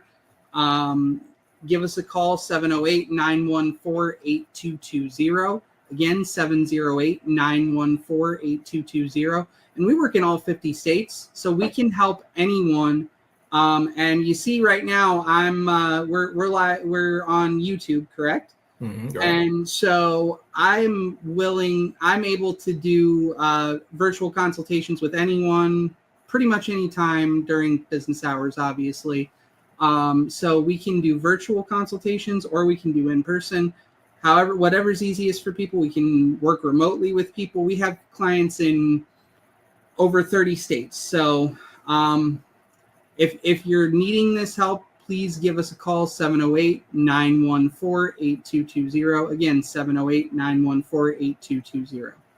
And also, so what is the annual gift tax exclusion rate right now? Because there's a couple of exclusion rates for gift taxes. You have the annual exclusion rate, then you have the lifetime exclusion rate. Explain that a little bit, and then also once you talk about the fact that the exclusion rate was increased from years ago. It used to be very, very low. Then it was increased, I think 5 or 6 years ago, if I'm not mistaken. Or I know. Well, I believe it's indexed to inflation currently, and with the TCJA expiring, it could potentially go back down.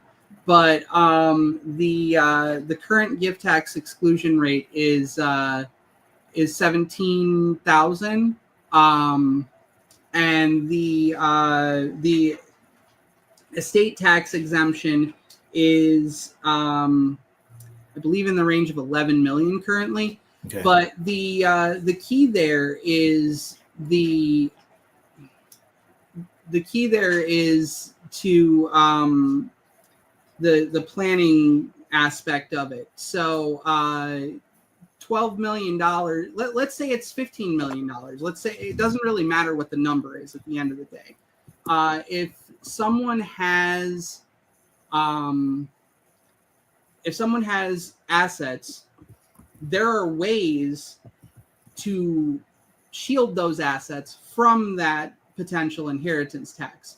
And we know how to do that. One of the things that I like to do, and I'm not going to get into the specifics here, but there is a way to structure entities where, for inheritance tax purposes, you're going to pass on almost none of the entity while maintaining all of the control while you are still alive. So if you know how to properly structure things, you can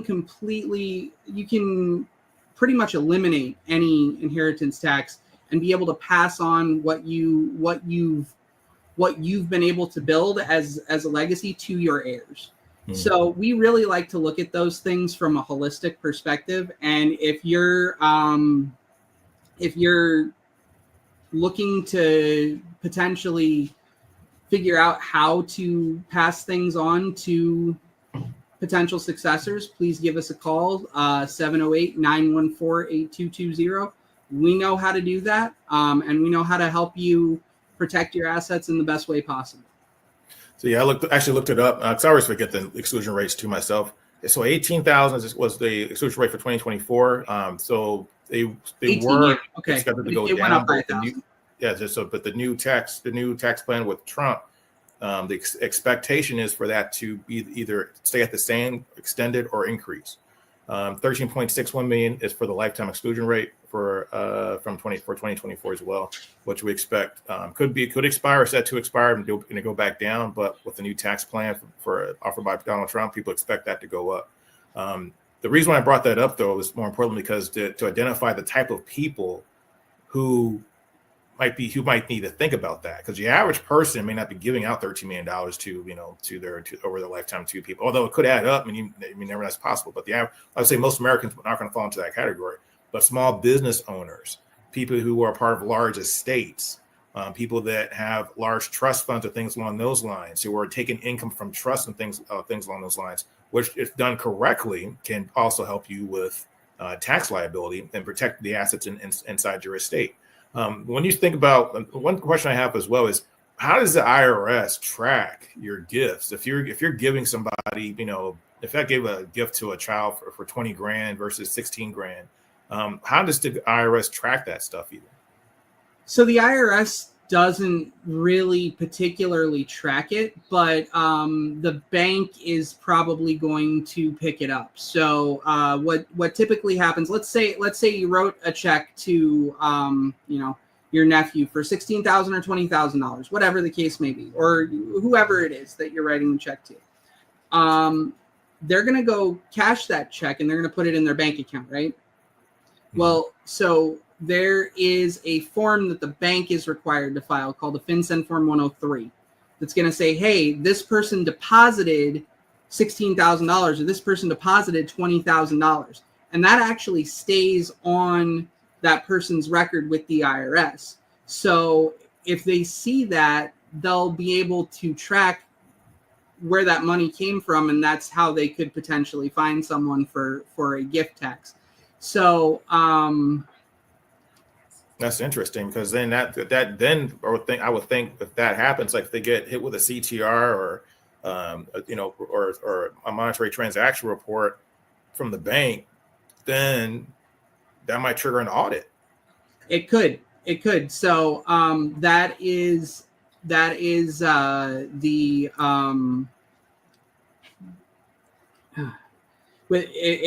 if it triggers an audit, that would then force the person to file a gift tax return. Now, if that person was being proactive, they could potentially just go ahead and file that gift tax return. And if they aren't, there's a lot of people who are not in the range that will have an estate the size that will need the full exclusion. So one of the things you can do on a gift tax return is you can use part of your estate exclusion to exclude a gift while you are alive. It just reduces your final estate exclusion. So that's part of what a gift tax return does. So, but I mean, there's a lot of stuff that the gifts are fine, and we actually want to offer a gift to your audience today as a gift to all of our veterans who served for us. We want to offer a free consultation to anyone who calls into our office, 708-914-8220. Again, 708-914-8220 by the end of the year, and uses the code Thank You Vets. Now, what are some of the things people can do as far as reducing our taxes when we start thinking about tax planning? I want to focus this episode on particularly people with high net worth individuals, because when we talk about the tax exclusion rates and things like that, high net worth individuals are the ones that need the really serious and dedicated tax planning business owners, because you don't think about all those gifts and things you've done through either a trust, whether it be a slat trust or just a regular ILIT. Those types of things I think are really important for people to understand that they need to really consider, if you have a high net worth estate, how you're going to transfer that to your kids and beneficiaries in a tax efficient way. Well, so I think that the corporate structure is very important in that situation, because I can't tell you how many times I've seen businesses that have been making $500,000, $1 million, even more than that a year, gross, not net, obviously the net's a little bit less than that, but they're operating as a sole proprietor, or they're operating as a single member LLC with no tax election. There is one thing more than anything a very simple thing that can be done that can save tens of thousands of dollars, in some cases even more than that. I mean, I can give you an example. So I had a client who started as an LLC with me.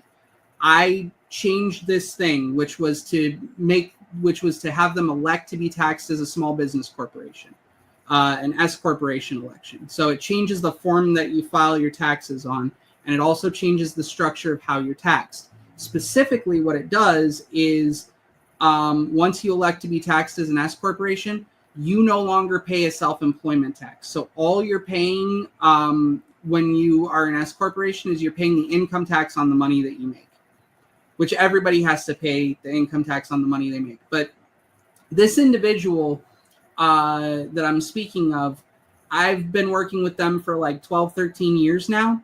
And since I did that, they've saved about $35,000 a year. So over the course of 12, 13 years, we're talking about $500,000 that we've put in their pocket just by filing one form. Wow.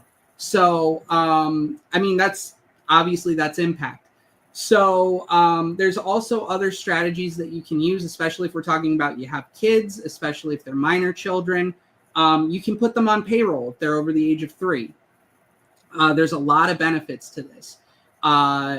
It's going to create quarters for them with Social Security, which then if they ever become disabled for any reason, they'll have the quarters to qualify. It is going to give you the ability to contribute to a Roth IRA for that child. And then you can contribute the maximum of, I believe it's now $6,500 a year. 7,000 out this year. Oh, it's 7,000. Okay. Yeah. So you can contribute the maximum of 7,000.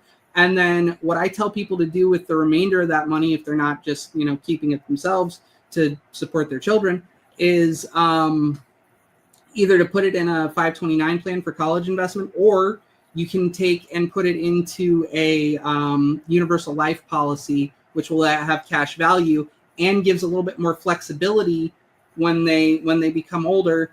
Let's say it's worth $250,000 when they turn 18. Now they have the option, do I want to go to college? Do I want to start a business? Either way, you've got a pretty good foundation to start with at that point. Another big tax planning thing, especially at this time of year, if you're a company that needs to buy some assets, now's the time to do it. Because if you go out and, for example, you buy an SUV, make sure the gross vehicle weight rating is over 6,000 pounds. If that SUV costs $80,000, even if you finance it and you only paid $10,000 down, we can still take the whole $80,000 as a depreciation deduction on this year.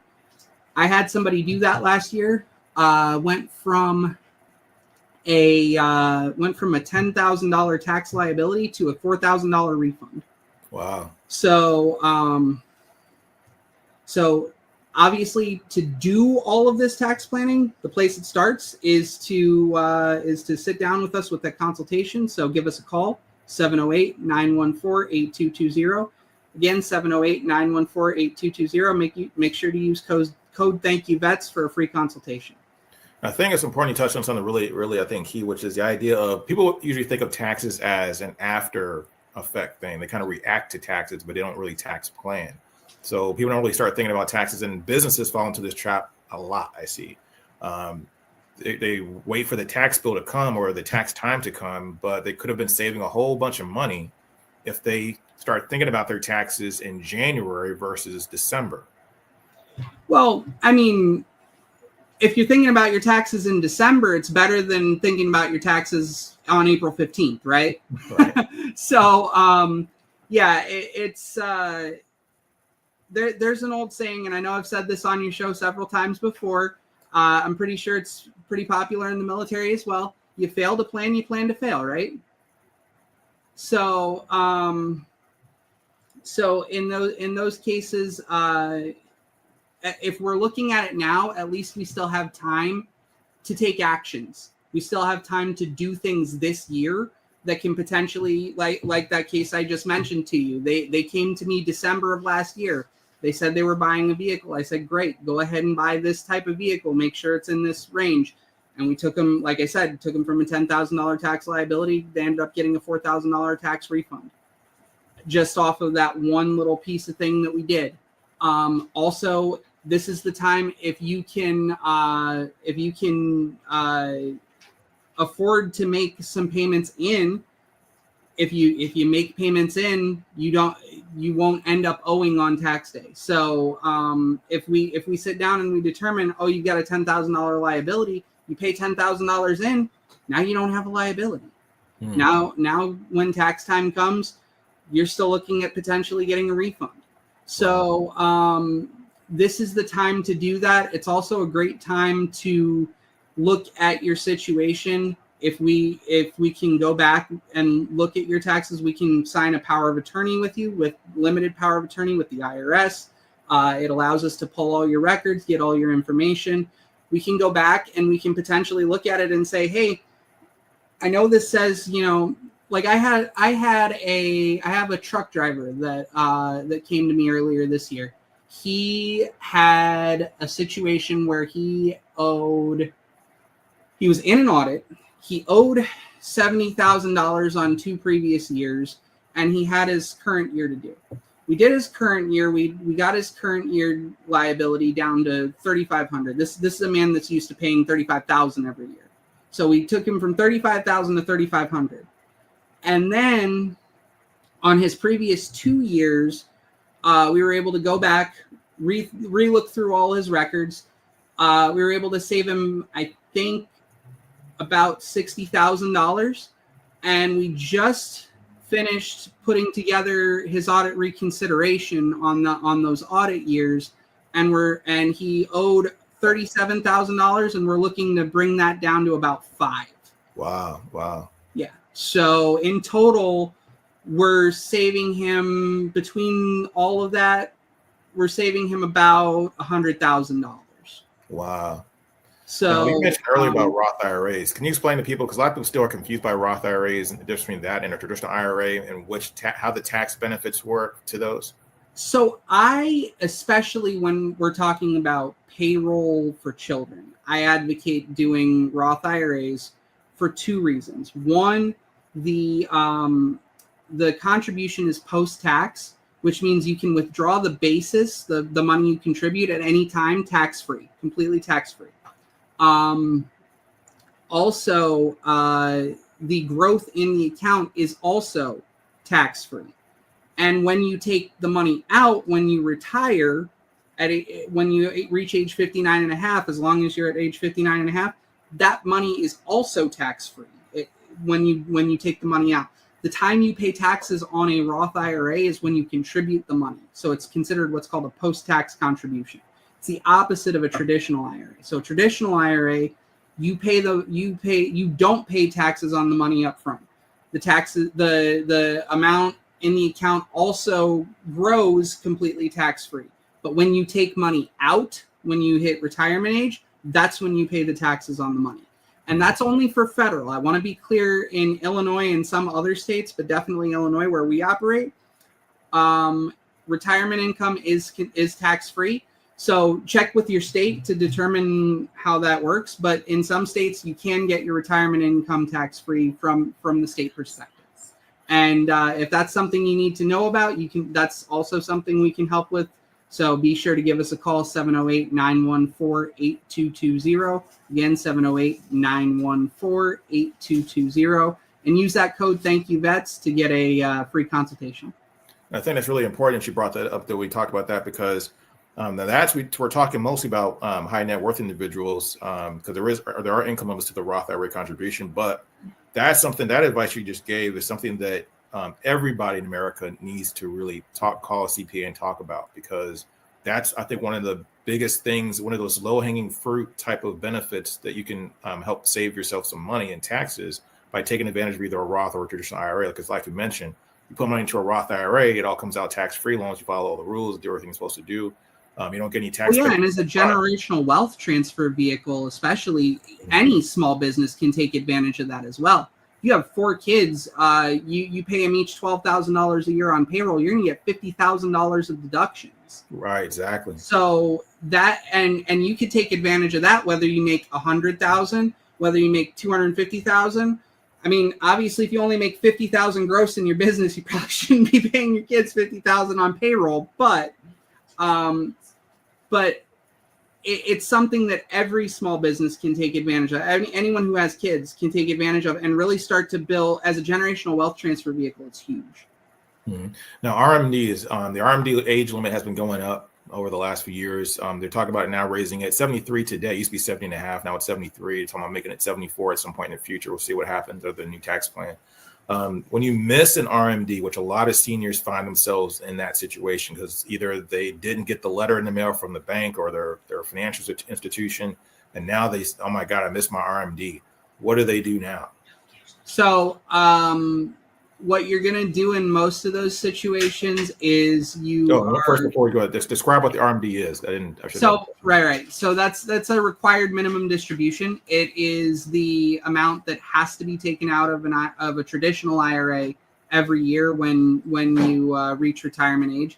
Now, another great thing about Roths is if you have a Roth IRA instead of a traditional IRA, you do not have RMDs. So there is no RMD for a Roth IRA. This is only a thing for a traditional IRA.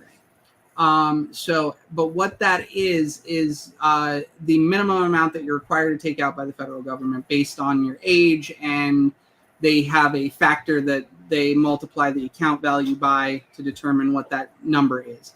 Now, if you miss the RMD, what's going to happen is that the financial institution is going to require you to take that amount of money out, and then also in the following year, you're going to have to take an additional RMD for that year as well. So let's say you missed your 2024 RMD. In 2025, they're going to make you take that 2024 RMD out, and then they're also going to make you take the 2025 RMD. So in that situation, you're probably going to want to talk to someone, a tax advisor, to determine how you need to withhold and what you need to do from a tax perspective to make sure that you're not going to end up paying a whole lot more in taxes. So in that situation, I would definitely advise give us a call, 708-914-8220. We can help you handle that. Now was there a 50% penalty still on RMD missed, or is that out the window? I honestly don't know. I'd have to look into that. So I'm not 100% sure on that. And that's one of the things that seniors need to really be aware of, because the tax penalty on the ramifications of the RMD not being missed is huge. It's a huge, big tax bill that you want to avoid at all costs. That's why so it's a good idea for whenever someone starts thinking about planning for retirement, even to kind of sit down with a CPA, a tax advisor, to make sure that they have, because we always, like I said, we think about taxes when we get the tax bill or when it's time to file taxes. If it wasn't for a deadline, if they didn't talk about it on television, people would always file their taxes late probably. So is it a good idea to always have a CPA in your corner, so that way you can, start to think about the things that you're not looking at or don't know that you need to look at? Well, I mean, if it were up to me, you'd want to talk to a professional at least once a year. Okay. I would say you want to talk to someone at least once a year, go over your situation, figure out what's going on, make sure that that you are aware of what your tax situation is and what you want to do about it. Now, at least everybody should do it once a year. Obviously, there are some people, the more you have going on, obviously, the more you're going to need the help of a professional, right? And you need to really find that trusted advisor, someone who is going to work with you, and someone who you believe in and trust, to make sure that you're going to have the best situation. So again, I think we can be that for a lot of people in your audience. If anyone out there is having any of these situations, once again, please feel free to give us a call, 708-914-8220, and use that code Thank You Vets for a free consultation, good till the end of 2025. So I have a couple minutes left. Do you have anything that you've seen or know about in the new tax code or the proposed tax code under Trump's plan that you like or dislike, or anything that you see in particular that people can take advantage of? Well, so here's the thing. There's a lot of talk about what may or may not happen right now. I like to wait until they actually pass the laws, because there's been a lot of stuff that a lot of people have freaked out about over the years that never even came close to becoming law. So when they pass the law, that's when my team and I start going over it and figure out what's in it and what, or when it looks like they're going to pass the law. You know what I'm saying? Because I'd waste a lot of time trying to figure out what could potentially happen if if it's not actually going to happen. So we stay informed on the tax law, though. We stay up to date, and we will make sure to give you the best possible advice based on what the current tax law is. And if you want changes to that, that's when you got to go talk to the congressman and everything like that. We can't help you with that, but we can, within the constructs of the current tax law, make sure you have the best situation possible. Now, there was one other question. We had a little bit more time. So if a person owes back taxes, or say they didn't file, or they filed incorrectly for a period of years, just because maybe they've been doing it on their own forever and they didn't quite know the tax code and they've been using TurboTax and they thought they answered the questions right. Does the IRS, how strict is the IRS as far as going back, looking at previous years or errors in previous years? How does that process work? So I can look back at a period of at least 10 years. So in other words, I can take your power of attorney, I can get your wage and income transcripts, which is the documents that the IRS has for what income you made during those years. I can get those for the past 10 years. So I can get them today. I can get them for 2023 to 2014. So I could go all the way back to 2014 to look at stuff. Now, how strict are they about fixing mistakes? So in terms of being able to go back and reduce tax liability, we can go back as many years as you'd like to do that, as long as we can actually show that, the tax liability should have been less.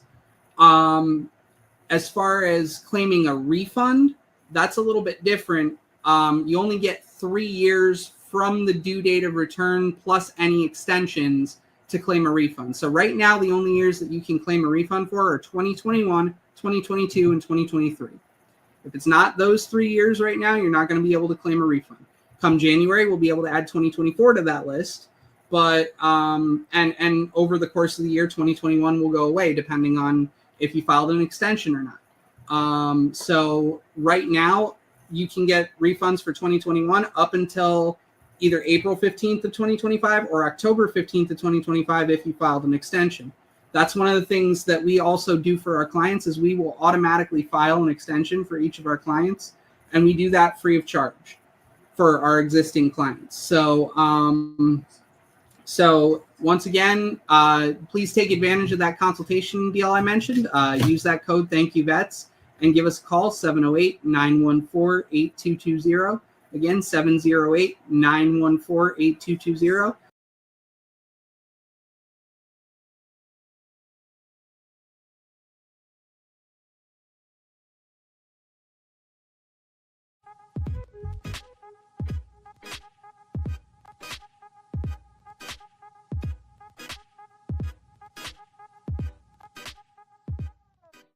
Welcome to AHG Connects, where voices, information, and resources are empowered intentionally.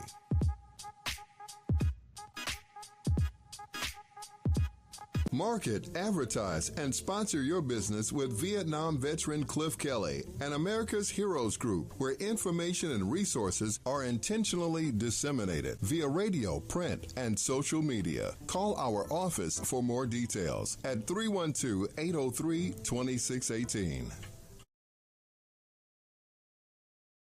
I'm Ken Jennings. All of us here at Jeopardy want to thank you for your service to our nation. We truly honor and appreciate you, and what's more, we're looking for contestants like you to play on our show. So head to Jeopardy.com now and take the Anytime test, and we're looking forward to seeing you soon right here on the Alex Trebek stage.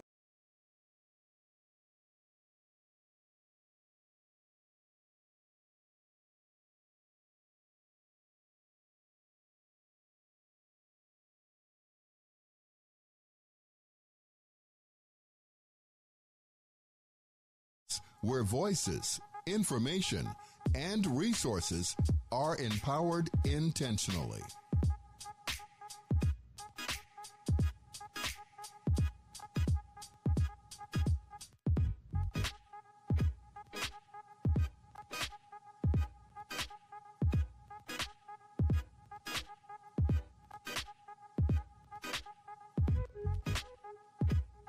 All right, so welcome to America's Heroes Group, our digital live stream digital media show. This is Sean Claiborne, Army National Guard veteran. Today is Wednesday, November 20th, 2024. We're actually recording this on Sunday, the day before Veterans Day. So happy Veterans Day to all the veterans out there. And then also what we want to talk about is this is an important month in November because it is Military Family Appreciation Month, National Family Caregiver Month, and also Prostate Cancer and Alzheimer's Awareness Month. Very big things happening to get you to think about those important topics, particularly military family appreciation, because military families go through a lot with their veterans. And also, people don't really realize that when a person gets deployed, it's not just the person, it's really the family that has to go through that experience. So that's something we want to think about and talk about when we talk about veterans and things like that. So once again, we have Stephanie Kalota with us. Of course, Stephanie Kalota is the creator and founder of the Veterans Legislative Voice. Now, she is going to talk about some important things when it came to these election results we just witnessed not too long ago. This is about a week ago. And now President Trump is the president-elect. Once again, he's going to be sitting in the White House as commander-in-chief and also as the president of the United States. How you doing, Stephanie? Doing all right. Living day to day, watching all this data come in. And it's quite interesting to figure all of that stuff out. So what are your thoughts right now about how Trump won? What are your concerns about his policies? We just had a conversation earlier over the pond with great conversation. We talked about how that might shape how Donald Trump's policies may shape geopolitical events. But what are your thoughts on what's going to happen domestically, particularly with veterans care? Well, it's I say we'll see when we see it come, because we did find out a lot of information when Project 2025 came out. And for those that there's very few people that have not heard of Project 2025 yet, but that came from the Heritage Foundation. A lot of people are skeptical of it because President Trump said, I don't know who wrote this. I don't know anything about this. Okay. Heritage Foundation has been writing this recommendation policy book since Ronald Reagan. And they've been writing it for every conservative presidential candidate every election timeframe. Mm-hmm. And so it's something they do every couple of years. And many conservative presidents have used it. And actually, when President Trump's first term, he actually enacted 2/3 of the recommendations of the Heritage Foundation's policy book for that one. And it's quite interesting when he says he doesn't know these people, because many of them worked for him, especially the ones that headed up the writing of it and pretty much the big masterminds of it. And he even said last month that he plans to hire one of the guys that actually was the main author. Interesting. But the thing is that there has been a lot of backlash on Project 2025. A lot of people have pointed out that some of the stuff will not work. It will actually cause a lot of issues, make things very ineffective and inefficient. And I actually have a feeling that there's people in the Heritage Foundation that's actually hearing this. And I'm hoping that they actually try to fix it, or at least try to make what their policies recommendations better. Because that's what I would do if I wrote a recommendations book, and then I hear a bunch of people point out a lot of the issues that they see. I would want to try to figure out and work out the problems and figure out how it could actually work better. So that's what I'm hoping is going to happen. I'm going to try to be more of an optimistic person when it comes to the future for that. Also, they've heard a lot of people have had their say on how much they don't like the recommendations. So there's possibilities that Trump might not do some of those. We'll see. So it's a little bit up in the air, because these recommendation books, this is the first time they've really made it this big. And I mean, people have written podcasts over them. There's been series over it now. It's been pretty wild at how much this affected. So it could, we got to try to see what steps they may take because of the backlash it actually enacted. So we'll see. I'm sorry, I had to do a brief overview over that for people that are not familiar. There's a few things in the book, at least for veterans, that would really affect them. And one of them would be a minimum requirement of primary care doctors specifically and other providers to actually see at least 19 patients a day. Right now, they can see as few as 6. And that's, I mean, a lot of patients have multiple complicated things, especially veterans, because our health is often a lot more complicated than a regular civilian. We actually are there's more veterans that are actually on full disability. There's actually an outlier of them on disability, and it doesn't match up with the civilians. They're more likely to be on disability too. So they got more complicated medical issues. They might need more time. So seeing 19 patients can cause a lot of issues. Veterans may not be able to get seen for all of the issues that they need in one appointment. Quality control can drop heavily. Physicians might not be able to actually put in all of the notes in the medical records that they actually go through, and may forget to send referrals. Now, how would that really affect the veteran, though, other than, medical records? Well, every couple of years, a veteran goes through a evaluation for their current VA disability ratings, for what they have service connected, and then what their rating is. And they go by the medical records to make sure what's the current issue of their condition. How is that condition currently affecting them? Because if it's worse, the rating might go up. If it's better, the rating will go down. If it looks like there's no notes in it in the medical records, then they're going to assume it's all good. Or, they might put in an error, say that they don't have an issue with it. And so so people could actually see their VA disability drop. I've had those issues before that a doctor, they saw, I think at that time, those doctors, primary care doctors, I think they were between 9 and 12 a day for the clinic that I was at. And he still missed a few things and said, nope, not having issue with this. No, none of this. And I'm like, no, I checked my medical records to make sure that he was actually putting it in correctly, sent him a message. I'm like, you need to fix this because this is incorrect. And he did. And that's what I recommend for veterans too, is to send a secure message, because actually the Veterans Benefit Administration can actually see the secure messaging when they pull your file, your claims file, when they do evaluations. So FYI, people send secure messages.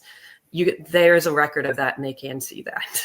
How do they send it secure? Do they just type secure inside the subject line, or how do they do that? Oh no, it's under the My Health Yvette system. There's a website for veterans, and it's called My Health Yvette. There's secure messages that you can send to any doctor that really is assigned to you. It gets pre-programmed to your actual profile on what clinics you go to, things like that, where you get it referred to. So like, I see an oncologist for my breast cancer risk. I can send a secure message to my oncologist, an update for something. And no one else can read it other than the oncologist and I, and probably the nurses.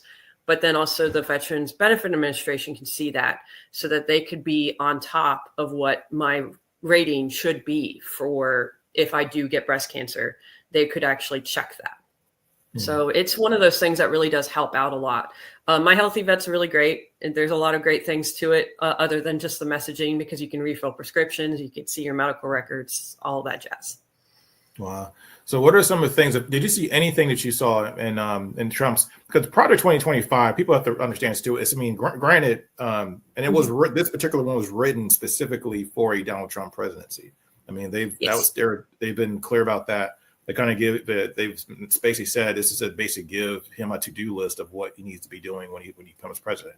However, Trump's party platform didn't necessarily always align 100% with Project 2025 as a document. There are certain things that I saw in the some of his tax proposals that look, like he's focusing on small business and trying to help small business get off the ground. Whereas Kamala Harris's plan was more focused on families and trying to get, particularly like children, money for kids through the tax code. The big thing. Kamala Harris had a startup business tax rebate, I believe $50,000, because I think it was $5,000. Yeah. So she did have one for small businesses too. Yeah, but I think like the focus was more, like, even though she had certain things for small businesses, but in the practical sense, it was morely focused on families and getting tax credits to the middle class and for basically help grow families and help them, help support families. Whereas Donald Trump was less focused on families and more focused on, business owners and small business owners and things like that. Less credits, but more tax incentives for doing things to create a business and all kind of stuff. The thing that when you look at both of those types of plans when it comes to veterans benefits, what do you think Trump is more likely to do? Because one thing Trump is known for is changing stuff. Or you'll make promises and then not carry them through, or promise, this is going to happen, but it doesn't necessarily work that way because it may not even be possible given how the math really works. It really depends on who works for him. And I'll say that because those that work for him, those people in the past that have worked for him in the past and worked for other Republicans, especially in Congress, they have looked into studies and ordered studies for different things. And that kind of gives you an idea of where their focus is. Because, of course, a lot of Republicans, their focus is trying to cut costs, cut funding, lower funding, things like that. So then you can cut taxes because you want to lower the funding, cut the taxes so that you don't have to pay as much of the funding. Because it doesn't make sense if you increase the funding for things, but then you cut taxes because you're going to get a deficit. Mm-hmm. So those types of things do happen. A few of the people that have worked in and around Trump before and also on Project 2025 have proposed studies and also talked about actually removing or doing away with total disability, individual unemployability. And those are for people that have a rating that does not add up to 100%, but their disabilities are so great that they cannot work. So the VA pays them at 100%. Mm-hmm. And those people do qualify for Social Security majority of the time. If they have enough credits, all of that stuff, they would also qualify for Social Security. Well, they're saying, well, they have the Social Security then. So why do they need TDIU? Mm. That's the problem that is kind of scary for a lot of people, because if you take those two individual numbers, a lot of times they're not very livable, especially for an individual veteran in a lot of locations. They can't live on, I think it's $3,500 a month right now for TDIU in certain areas. I can't imagine trying to live on that in Chicago or LA because the amount for housing and cost of living and things like that. I know many veterans that don't qualify for Social Security, but they do have the TDIU. They often move out to rural areas because it is cheaper. But the problem with that is that the health care is not as great. So it's one of those give and takes. Do you want to get your health care, straightened out and then barely live? Mm-hmm. Or do you go to a rural area that you can at least live a little bit better, but then your health care can be pretty sketchy because you might have to drive a long way. I mean, there's a mentor of mine that actually she drives 4 to 6 hours for her doctor's appointments and tries to line them up all in the same day because she lives a really far away in a rural area. And so it can cause some additional issues there. That part is a little scary for a lot of veterans. Another one is it is in the Project 2025. That's kind of deep in there that a lot of people have not really mentioned or talked about. And it's one that actually says that they need to focus on making service connections for conditions that are directly, and I'm putting this in all caps, directly tied to service, i.e. an injury. you were hit by a Humvee. And so those conditions, residual conditions that are permanent, you basically would get service connection and rating for VA disability. Right now, the VA honors any condition that majority of conditions that are diagnosed while you're in service, because a lot of times you don't know what could really be caused by service, especially if things are like toxic exposures. If you have an immediate reaction to something that was there, that's going to cause issues. So if you're exposed to a lot of fuel, and especially if you're drenched with it, it's going to cause breathing issues. It's going to cause skin issues. There's a lot of things there. So there's other stuff that can cause conditions that is not as blatant as getting hit by a Humvee. Mm. So that might be the scary thing that happens for people, because people will be diagnosed with asthma while they're in the service. And that could be because of their exposure to fuel. It could be a lot of other things. It could also just be congenital and it got diagnosed at the time frame. But we don't know. Mm-hmm. But the VA gives you the benefit of the doubt. The benefit of the doubt is supposed to be on the veteran, and that is in CFR 38 on the Code of Federal Regulations. So to me, if they want to do that, they have to amend the Code of Federal Regulations 38, which should take legislative action. We will see how that works out, because it looks like there's a very thin margin in both the Senate and the House. And I can see that causing a standstill when it comes to funding, and might actually cause a government shutdown. Because that's something I know quite a few legislators that are veterans would call that out, and then start a press conference in the front of the Capitol. Wow. Yeah, and I can see that really running against the PACT Act. If they kind of tie back, the service-connected illnesses to actual time in service, as opposed to the presumptives that have been expanded for people that have Agent Orange exposure, and then the toxic chemicals, toxic exposure from burn pits, things like that. Because that pretty much almost unwinds the PACT Act. Just by if you tie it back in, connecting military service, then the PACT Act, it can basically becomes undone, and there is no presumed coverage because you were presumed to be exposed, which could have devastating effects. But I can see a target being on the idea, because right now veterans can get disability from the VA, and they can also get disability from Social Security at the same time, which makes a decent living wage depending on how much you paid into, whether you're getting SSDI or if you're getting regular SSI. So, those types of things, I think, that they're trying to cut money, because they're obviously, with prior to 2025, with the Republican Party in general, the idea is always to shrink government. And if you starve off the amount of revenue coming into the government, because the idea now is that you can, Trump's idea is that you can pay for all this stuff. This is not in prior to 2025, but the idea in Donald Trump's tax plan is that he can just pay for everything through tariffs. All we got to do is raise tariffs and now make everything go away. We can make the Chinese pay for all this stuff, and the Europeans pay for all this stuff through tariffs on goods coming into the country, which actually causes inflation, does not help inflation. If people didn't realize that, talk to an economist. Don't take my word for it. Well, it's just like the wall. He said Mexico is going to pay for the wall, and then they ended up taking the funding actually from the government, from the military, to pay for the wall for the small, tiny amount that they actually built it. And gave it to one of his buddy contractors. One of his buddy contractors actually got one of the contract jobs to do a lot of the work. Yes. So. Yeah. And it's quite interesting when you go there and into that aspect.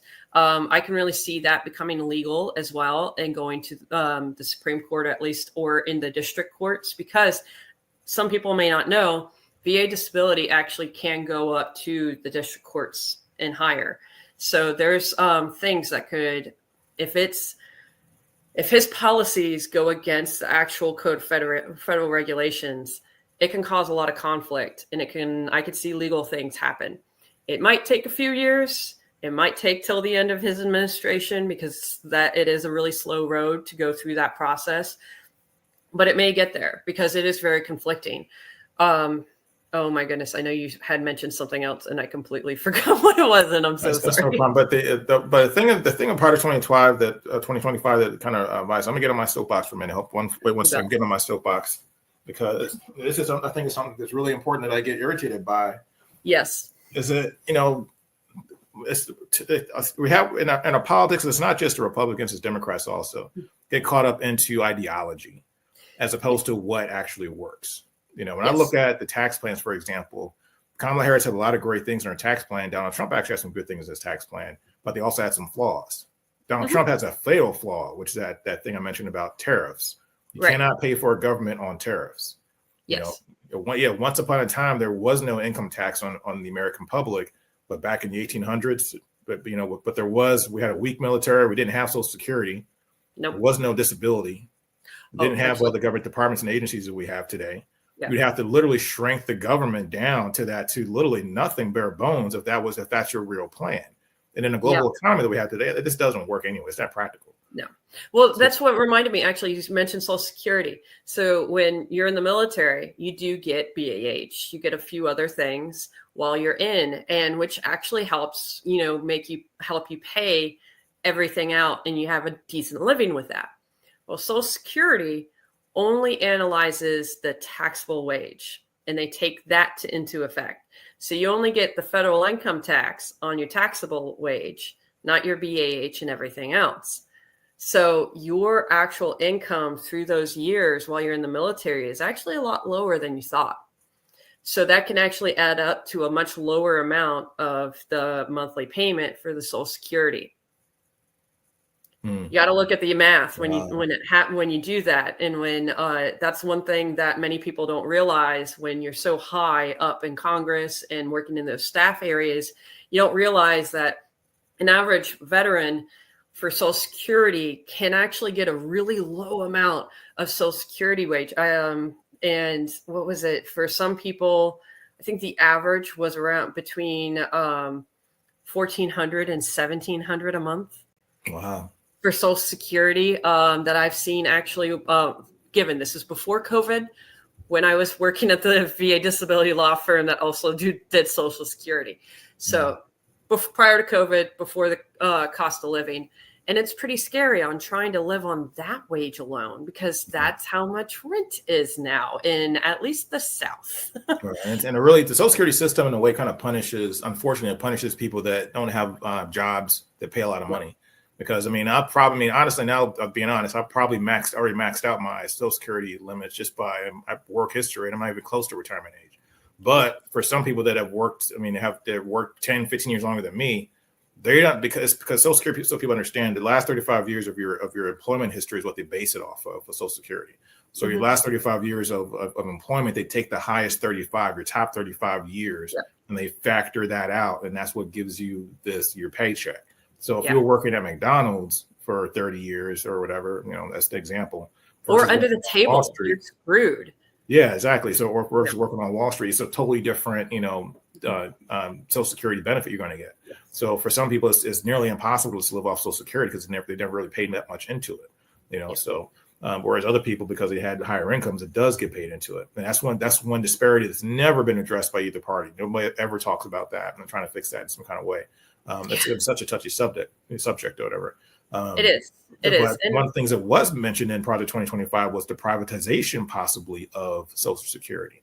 So turning Social Security into something like, for example, a Medicare supplement plan, where possibly in the future you might see a situation where the government just washes their hands of Social Security payments altogether and says, okay, you can go to BlackRock or Fidelity or Vanguard and let them put money have them take money out of your paycheck or whatever, or however you fund it, and that becomes your Social Security benefit based on, and you'll have choices, because choices is always the key thing that they use often to get you to switch into something that's guaranteed versus something that's maybe. They usually offer you choices. You have the choice of how you want to invest your money. You can choose whether or not you want to do it this way or that or whatever, but it's a not guaranteed thing. So if you don't know what you're doing, you can end up, once again, being worse off than if you had the guaranteed Social Security check. But if you know what you're doing, maybe come out ahead and actually make some money and even pass on some generational wealth to future generations. Once again, nobody really talks about those things. It goes into those details as to how those things actually work in real life. Mm-hmm. Yeah, and it's oh God, privatization does scare me. There is an encouragement of more I can't even say that word very well, but there is a more of a conversion of actually seeing sending more veterans out into the community called community care. Mm-hmm. And there is a push on actually privatizing the VA, which can be scary because there are providers that work for the VA. They're required to go through the mandatory classes. You're able to be more standardized on the quality of work. You have a much easier way to touch them and reach them and work with them to treat our veterans. They also, it's a lot more streamlined. It's very scary on the thought of actually sending anything out on the community for certain things. I've used community care, and some of them are really great, especially for acupuncture, massage therapy, pain management. They're great, but then a lot of them have issues actually checking out your medical records. And it can cause some issues when those things happen. So it's often just a lot better to keep it where it is within the VA, because those doctors are more likely to see all the documents that you have in your records, make sure that your health is at the best it should be, and it could be really helpful. It seems like, to me, like, because the way I understand community care, because I don't qualify for VA benefits. I can't use a VA healthcare system, whatever, because I didn't have 6 months of deployment or active duty through my 8 years of service. Because when you're reserve duty, that's not considered the same thing. So people can understand it's not the same thing as being active duty when you're in reserve duty. So even though I have 6 years of service, 2 years, 3 years, or 4 years of inactive service, it still doesn't equate to 6 months of continuous or of actual of active duty.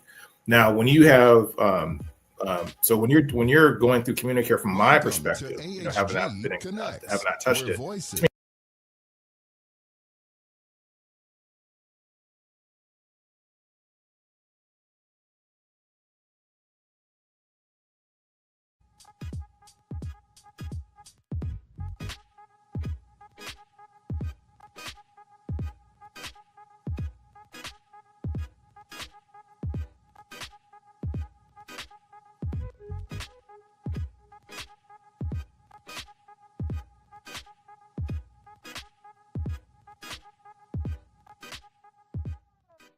Welcome to AHG Connects, where voices, information, and resources are empowered intentionally.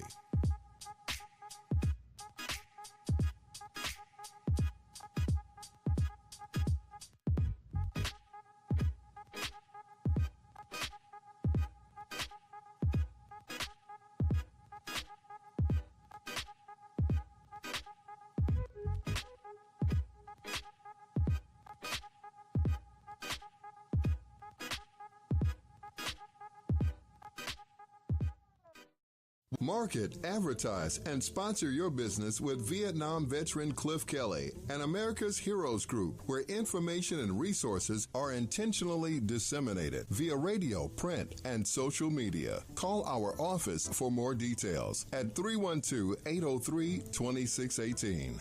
Welcome to AHG Connects, where voices, information, and resources are empowered intentionally.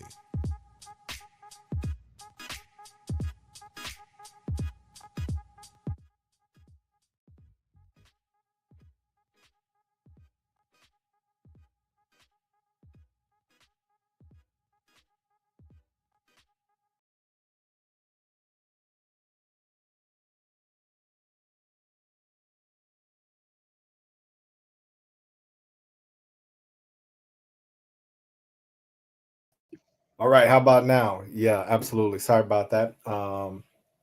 Welcome to the broadcast. You are here with America Heroes Group. My name is Sadiq Colquitt, and I just want to say thank you, first of all, for allowing me to present this evening. It is much appreciated. I am the founder and executive director for the Plant-Based African Center for Nutrition. We are based out of Chicago, but we work with people across the globe in terms of overall health. And our specialty is disease mitigation, right? Reducing heart disease, high cholesterol, diabetes, and even working with some forms of cancer. So this evening, I want to have a holiday discussion. We are a week before Thanksgiving, and then after that, we are 4 weeks out from Christmas. But I want to have a serious discussion. Want to talk about our heart health during this time of the year, and then I want to give some helpful suggestions or tips, things that have helped me and several of our clients at the Plant-Based African, and just people that we've worked with over the years. So I want to start out.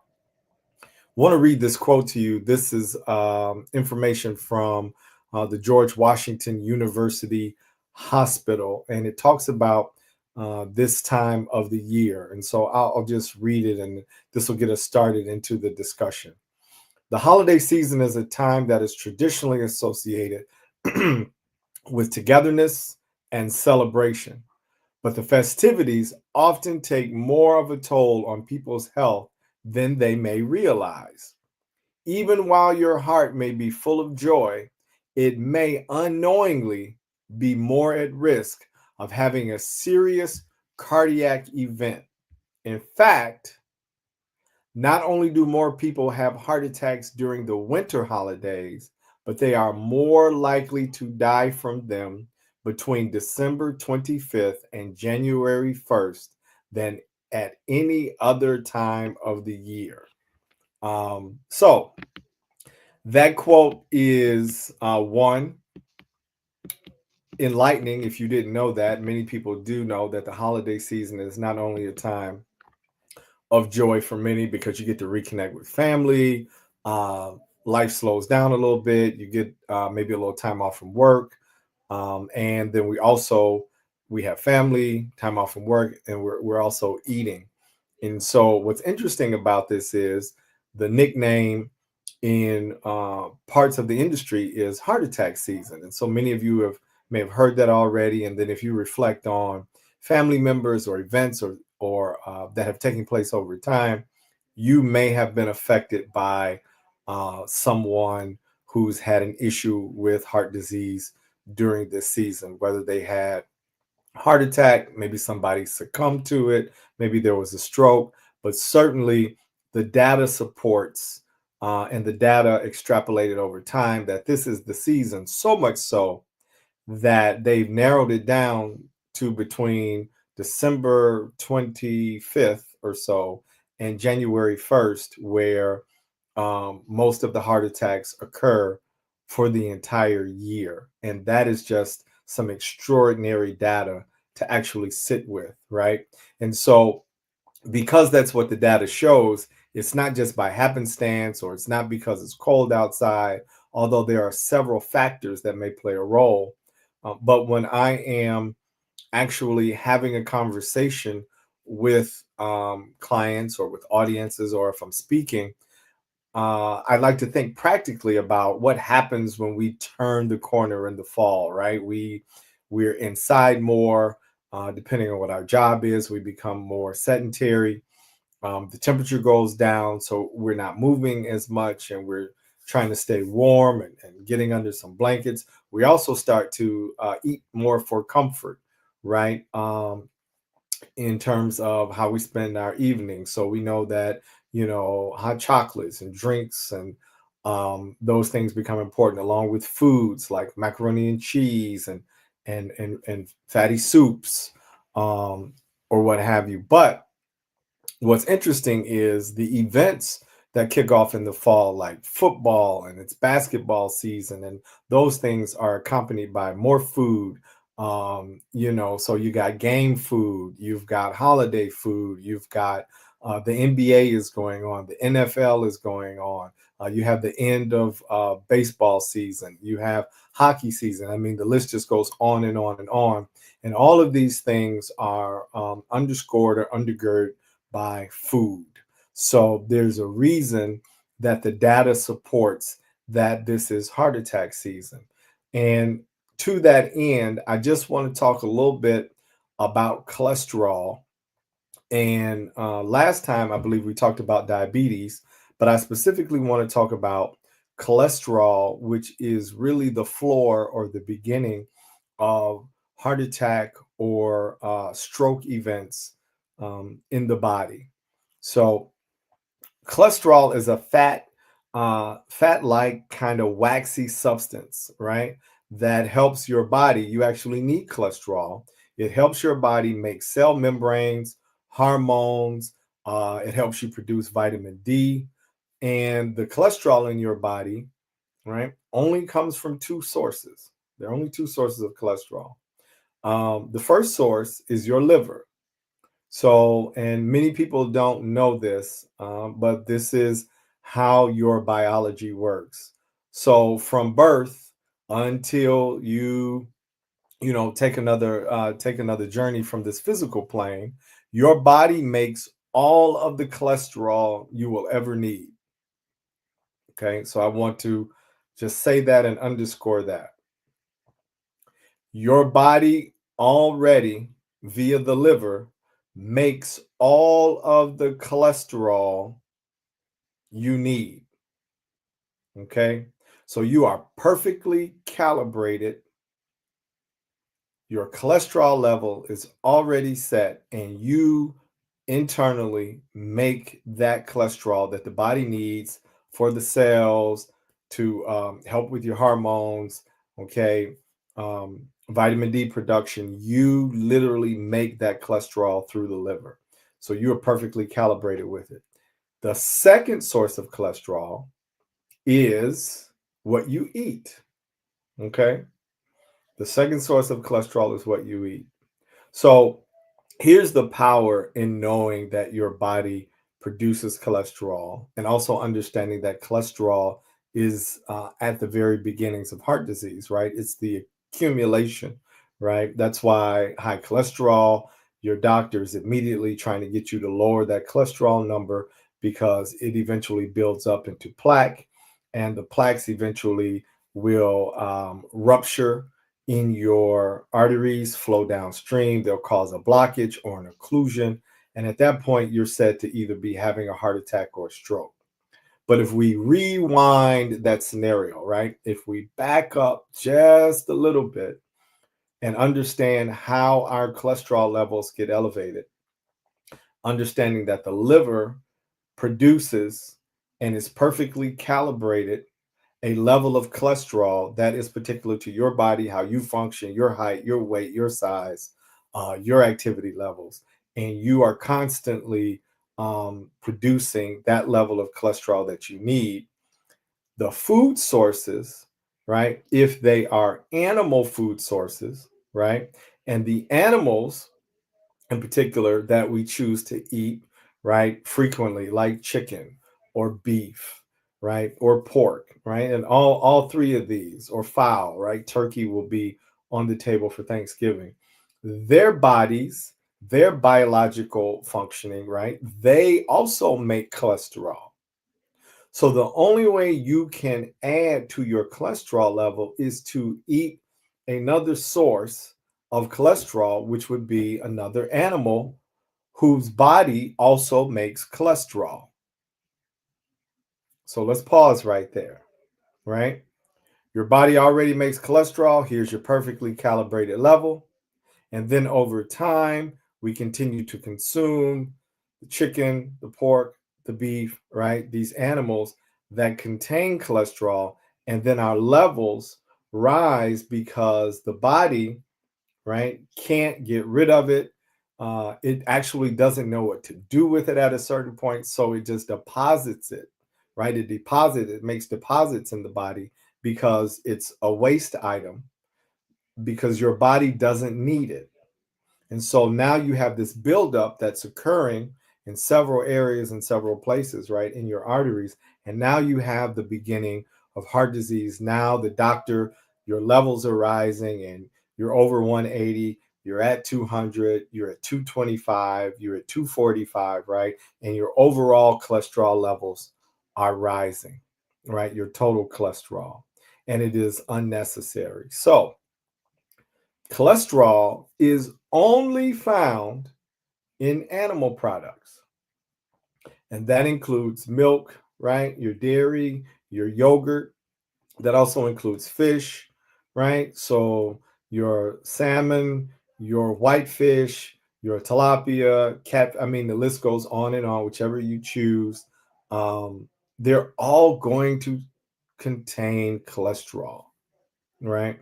And so this cholesterol is wreaking havoc in your system, all right? So much so that it is the number one, the top risk factor considered when we talk about heart disease, stroke, and diabetes, right? Which we talked a little bit about last week.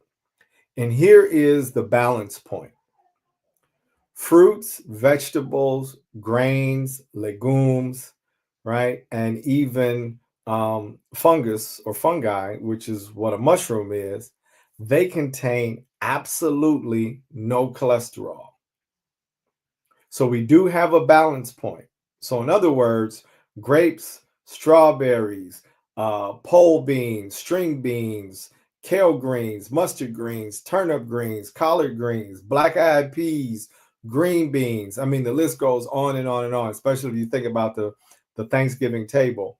All of these great and mighty vegetables, right? Your brown rice, white rice, they contain no cholesterol. There's no cholesterol in grapes. There's no cholesterol in apples. There's no cholesterol in mangoes, right? And so the list goes on and on and on. If it comes from the plant world or the fungus world, right? You know, mushroom gravy, there is absolutely no cholesterol. So we do have a way, we do have a balance point, and I actually work with people all the time to empower them to going into the doctor's office. If you walk into the doctor's office and the doctor tells you, Mr. Johnson, Mrs. Smith, your cholesterol is high, your cholesterol is at 230, we need to get you down, needs to be under 180, you need to be closer to 150, it's extremely high, and we're going to suggest a cholesterol lowering drug. You and consult with your doctor, because now you can do what I call nutrition math. You know the source of your excess cholesterol. You might want to talk to your doctor about a dietary change and give it a try for 90 days, right? In conjunction with your doctor. I always suggest you do these things in conjunction with your doctor, right? Because as a nutritionist, I don't give medical advice, and I'm not suggesting that any medical course of action. I want to be clear about that. But I do want you to be able to do the nutritional math. Your cholesterol is high. It's due to your consumption. We've seen results of people dropping their cholesterol 20, 30, and 40 points by making a change in diet. And I'm not talking about a small change. I'm not talking about increasing, you ate 2 salads a week. I'm talking about a real change where you are taking some things off of your plate and adding some things onto your plate, because we always want to make sure that you are in a place of balance. So you do have to decrease the amount of animal tissue you're eating, which is where the cholesterol is located. And then you do have to increase those fruits, those vegetables, those grains, drink more water, put green tea into your diet. You can really, really make a change when it comes to the amount of cholesterol in your system. And I want to be clear about that, especially as we are a week away from the holidays. You can make some minor changes that can really help you adjust and not fall victim to heart attack season. Okay. And I want to do a brief reminder. We talked about a couple weeks ago, we talked about last time I was on, what food is biologically. So I just want to stick a pin in that for a moment and let you know that food biologically, meaning what your body considers food, not what you consider food, not what your mother considers food, not what society has told you you are food, and understanding, which is an entire seminar, that most of our nutrition information in America, and particularly the Western world, is given to us by industry, not by science. And so the biological definition of food is only 5 things that must be in this naturally occurring substance. It must have fats and carbohydrates, it must have vitamins and minerals, it must have fiber, it must have protein, and it must have water. Okay? Fats and carbohydrates, vitamins and minerals, fiber, protein, water. Those 5. If it's missing any one of those 5, right, then your body does not consider it to be food, and prolonged consumption of the non-food or food-like item will lead to disease. So, for instance, and I don't mean to pick on chicken, but it is low-hanging fruit. No pun intended. But the chicken and all animal tissue contains no fiber. So your body automatically is at a disadvantage, does not consider it food because it is missing fiber. And not only is it missing fiber, right? Chicken has a skeleton, right? There's no fiber. Not only is it missing fiber, but it also has saturated fat and cholesterol. So no fiber, and you have saturated fat and cholesterol, right? Whereas if you're eating black-eyed peas, right, minus the smoked pork, right? If you're eating black-eyed peas, the black-eyed peas have the fiber, right? No cholesterol and no saturated fats. But it has the fiber, the protein, the water, the vitamins, minerals, and the healthy fats and carbohydrates that you need. So that's the balance that we're talking about. And we want you to be nutrition literate, right? We want to be nutrition literate during the season because it is our nutrition illiteracy that is driving heart attack season. And we can make some shifts. We can really, really make a difference. So hopefully, if you had a chance to take a note or two, I want to go over a few tips for the holidays, and hopefully we can get through these before we end. We've got maybe about 10 more minutes. Before I go into the tips, if you've heard me speak before, I just went over the definition of food, right?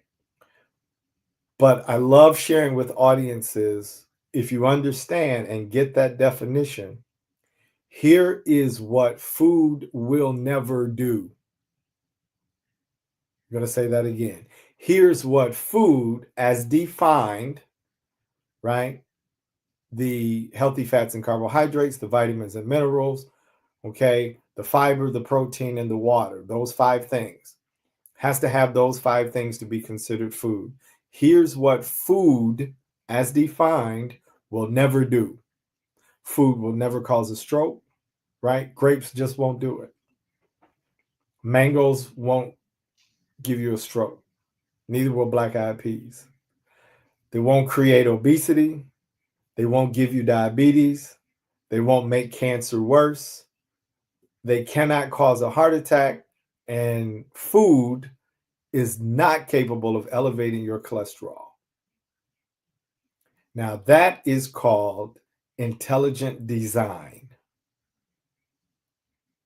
And our goal over time, which has been my goal, and it's a journey, is to increase our nutrition literacy so that we literally can escape these cycles, right, that just have us or seem to be affecting a huge part, especially of the African-American population in the Western world, okay? So food will never do that. Never cause a stroke, create obesity, give you diabetes, make cancer worse, cause a heart attack, elevate your cholesterol. Food as defined will never do that. You'd have to be eating a substance that is food-like, food adjacent, or just plain food-ish. It's edible. You've been told it's food, but your body does not consider it food. Therefore, it wreaks havoc, in the body. Okay. let's get to a few of these tips, all right? Because I know you headed to Mama and Them's for Thanksgiving, or you hosting Mama and Them, or the cousins, or the nuclear family.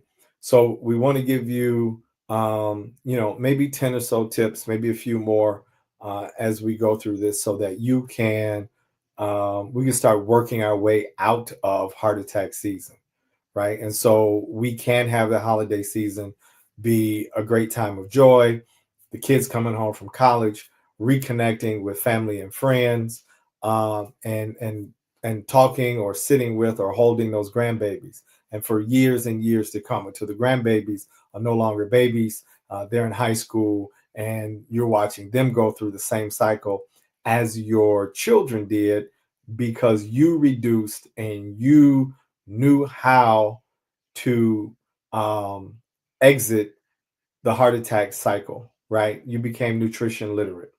So here we go. We got to go step by step. You can only start where you are. At the Plant-Based African Center for Nutrition, we teach start where you are.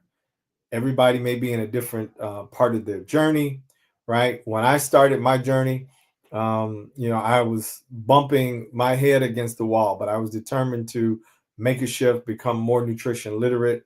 I was diagnosed with high blood pressure and high cholesterol at the age of 29.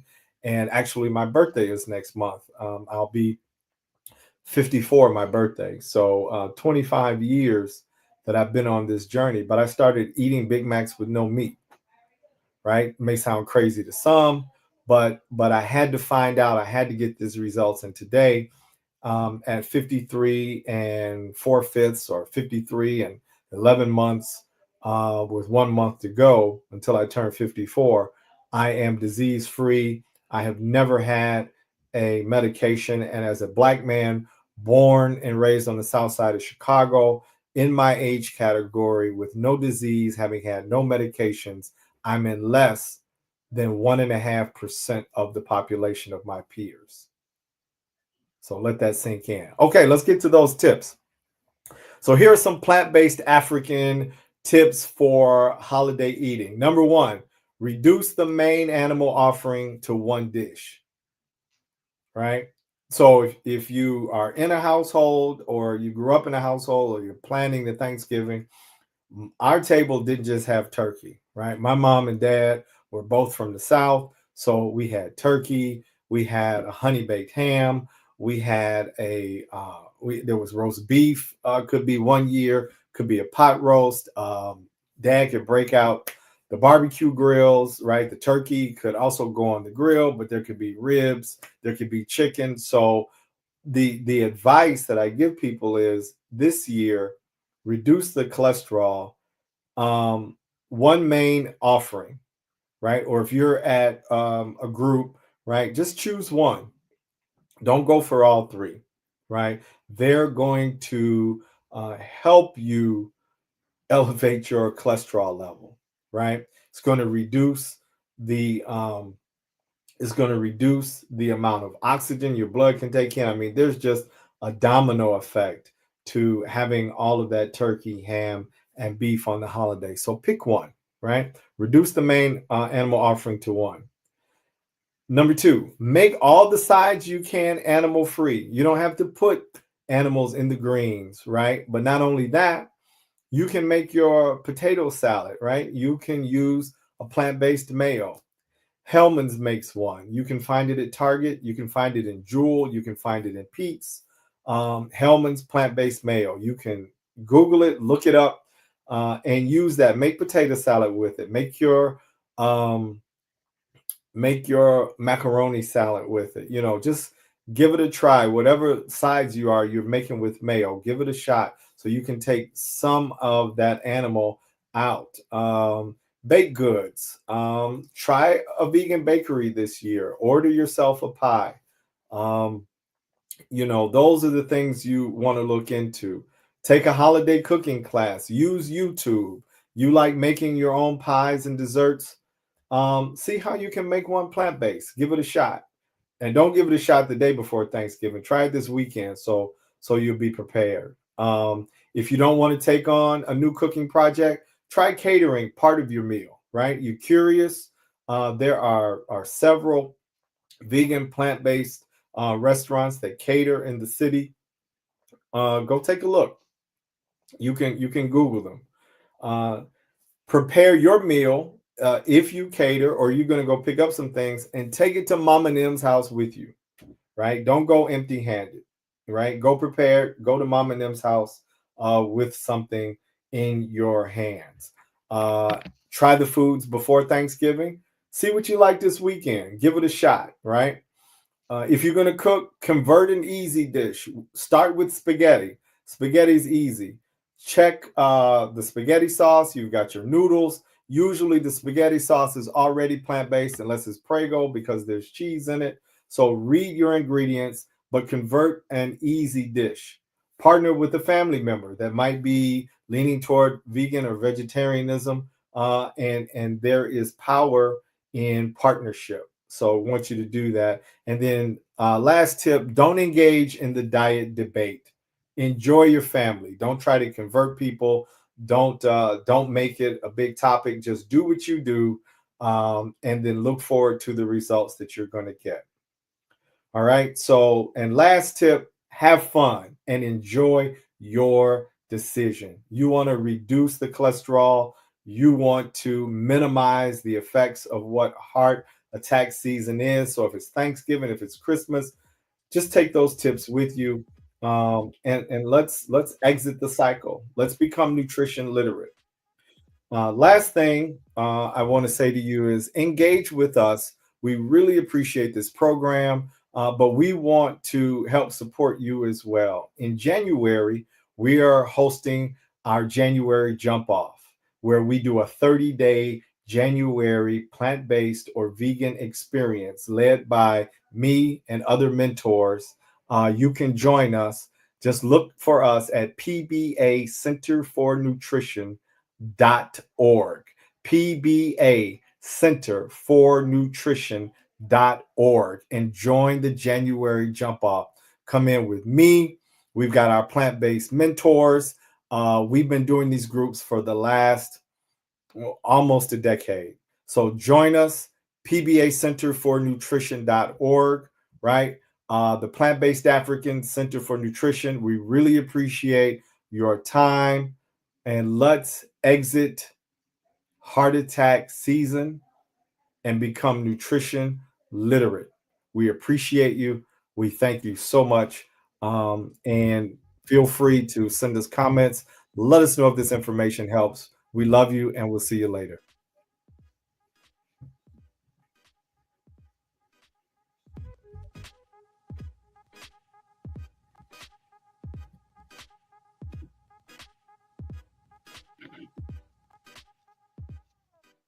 Welcome to AHG Connects, where voices